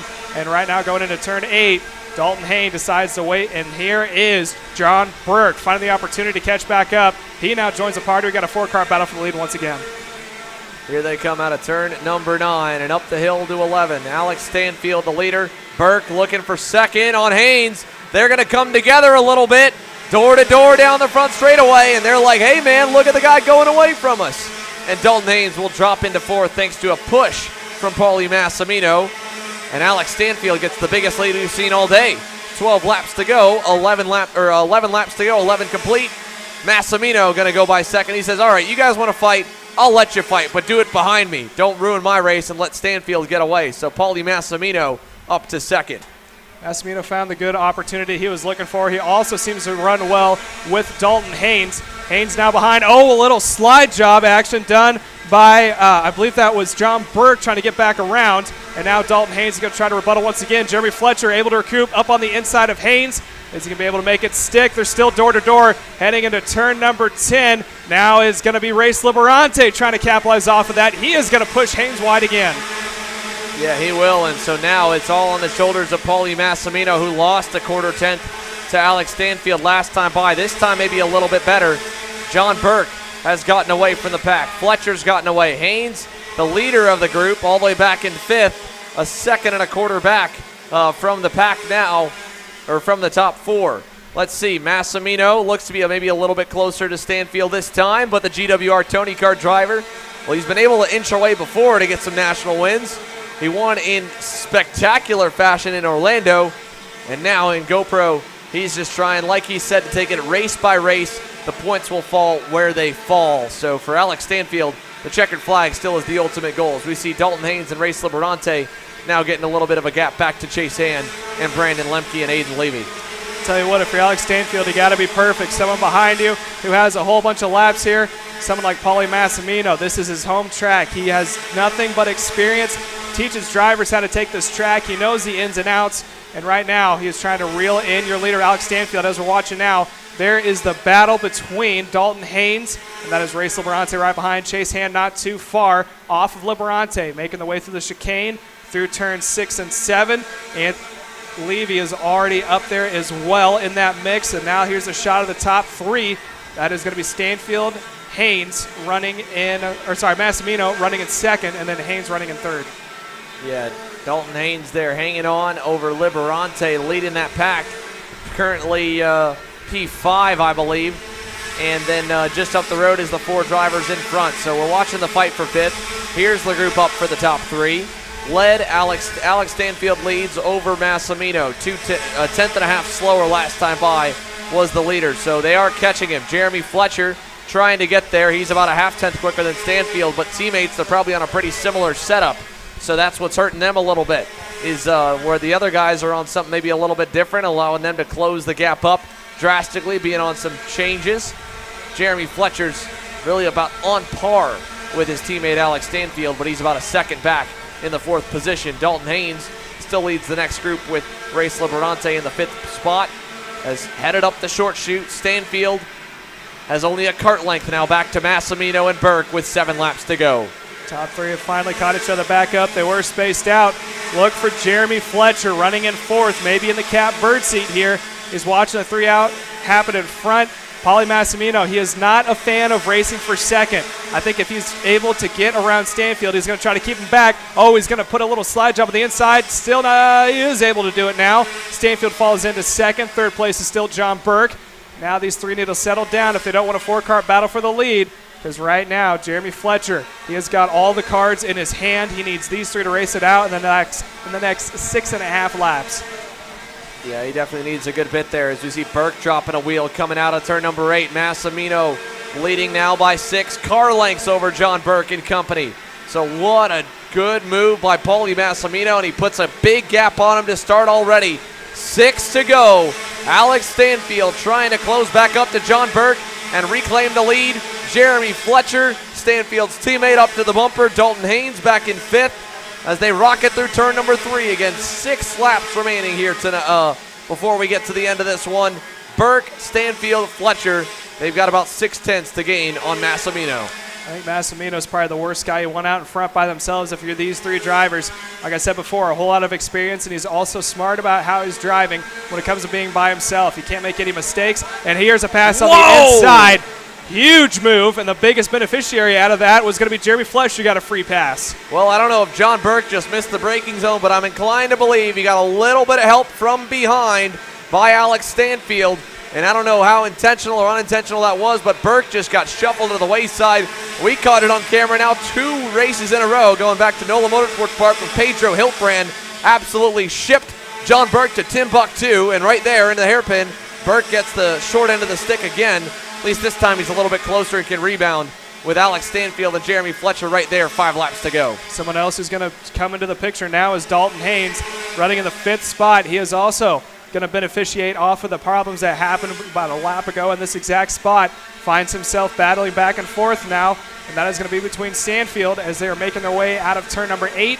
Jeremy Fletcher just ahead in that battle between with Stanfield for the P2. Here they come out of turn number 9. Alex Stanfield, can he find the strength within, the pace within to run down Paulie Massimino? I think he's making a little bit of headway this lap. It looks like it at least. And indeed, He rips out 3.5 tenths off the lead. Alex Stanfield going to make this one a fight once more here. 4 laps to go. Jeremy Fletcher's coming along for the ride. So's John Burke. So's Dalton Haynes, who's going to go by Burke into turn 4. Has to muscle his way through, but he's able to get by. So move Dalton Haynes up another spot as we watch the GWR Tony Kart teammates. No, Haynes not able to get it. Burke hangs on. Alex Stanfield just now within towing distance of your leader of Paulie Massimino, making their way out of turn 8, heading into 9 and 10. This is going to be crucial. You got to hit this corner exactly right, especially the last corner. You have 3 back-to-back straightaways with just a little bit of turn 1, and you're going to need to use this toe to your advantage if you can set him up for a pass into turn 4. He's now within about 2 kart lengths. Jeremy Fletcher also not too far behind. Through turn 1 and into turn 2, he's got a little bit of a run. He's going to have to work this toe going into 4 with about 4 laps to go. Well, he's got a great shot to do it here. Stanfield knows that if he gets a little help, he can get back by him. 3 to go here for Paulie Massimino to hang on. Looking for at least 1 victory here to bring home a pre-final win in both classes, a pole award in both classes. And now Massimino under fire for the main event after coming second. 1 spot shy from the win. Stanfield to the lead into turn number 9. That was almost a textbook. Getting passed by Paulie Massimino, let him by, tucked in right behind into the toe. He knows he can't lose any momentum because he's got 2 other guys who would love to take him off that top pedestal. Now Fletcher catches back up to Massimino. Massimino is going to want to hope that Fletcher can work with them to catch back up to Stanfield, who's now your leader. And here we go again, coming out of 2. He's got to run going into turn 4. Is he going to take it or is he going to wait? Massimino's close. Stanfield knows it here. 2 to go. Alex Stanfield just kind of hovering on the inside of the racetrack to kind of cover it off just a little bit and be ready to go all the way to the bottom side. Massimino knows these races come down to the final few corners. Where does he want to be? Where can he be? Stanfield's got a kart length cushion into turn number 8. Massimino there. And again, Jeremy Fletcher has not led a single lap of this main event yet. But he's right there at the end of this group here out of turn number 9. White flag coming this time. Where does Massimino go? Well, he can't go to the bottom in 11. Stanfield blocked that off, and he'll block the bottom side. Final time, Stanfield to the bottom, Massimino up high. Massimino gets in the back of him. Jeremy Fletcher's got to run now out of turn 2, in the toe through 3. Wide, they all go into the toe. They both go down to block. It looks like Massimino gets in the back. Here comes Fletcher on the outside line. Wow! He's door-to-door with Massimino. Almost able to get clear. What a send by Jeremy Fletcher. Didn't pay off that time. Massimino trying to close back up into the hairpin. He's a car length away. Does Stanfield think he's going to go? They all block the bottom side. Here they come out of the hairpin. Stanfield's wide. He runs wide. Massimino to the outside. Sends it around the outside. And now Fletcher into second. It is Stanfield at the point. Can he hold on? 1 more turn to go. Fletcher with a crossover. Maybe. But it's a 1-2 for GWR as Stanfield wins in Mooresville. How about that for a finish? Wow. Heck of an ending to the day here for Alex Stanfield. Paulie Massimino, he did everything he possibly could there. It just didn't pay off. But man, what a performance by Alex Stanfield and Jeremy Fletcher. Let's take you through the final results and see where the dust settled throughout the rest of the field here. Again, Alex Stanfield, your winner overall over Massimino and Jeremy Fletcher. You look back there, a couple drivers we lost. Tyler Wettengel indeed was the driver we lost off the start, unfortunately. Finnegan Bailiff for the rough run, PJ Lida as well. But Stanfield, Fletcher, Massimino, Dalton Haynes holds on to 4th. Aiden Levy cracks the top 5 as Burke slips to 6th in the end. Then Chase Hand, then Liberante, Austin Jers, and Diego Ramos. And you look back, Brandon Lemke, well, he faded all the way to 16th at the finish. So a rough ending for a driver contending for a championship here in the KA100 Senior class. Big movers overall. I mean, not a ton that have gone that much farther forward. Colin Lloyd up 10 spots. Aiden Levy up 8 to get to the 4th position. Kingston Himes up 15. George Fagali up 11. Well, that does it for the on-track action. We'll try and see what we can do to make sure we get all the action from tomorrow. I believe where the podium's set up, we may or may not be able to bring you the stream. So we'll be streaming first thing tomorrow morning. We'll come back 9:30 a.m. Eastern Time, 6:30 a.m. Pacific. For those of you tuning in from live around the world, for those of you here with us in the paddock today, thank you so much for supporting Kart Chaser and the U.S. Pro Kart Series. You can still get your U.S. Pro Kart Series merchandise and your Kart Chaser merchandise as well here at the racetrack. You can also get the Kart Chaser merchandise online at shopkartchaser.com. For myself, Xander Clements, alongside Caleb Smock, thanks for tuning in. We'll see you guys tomorrow.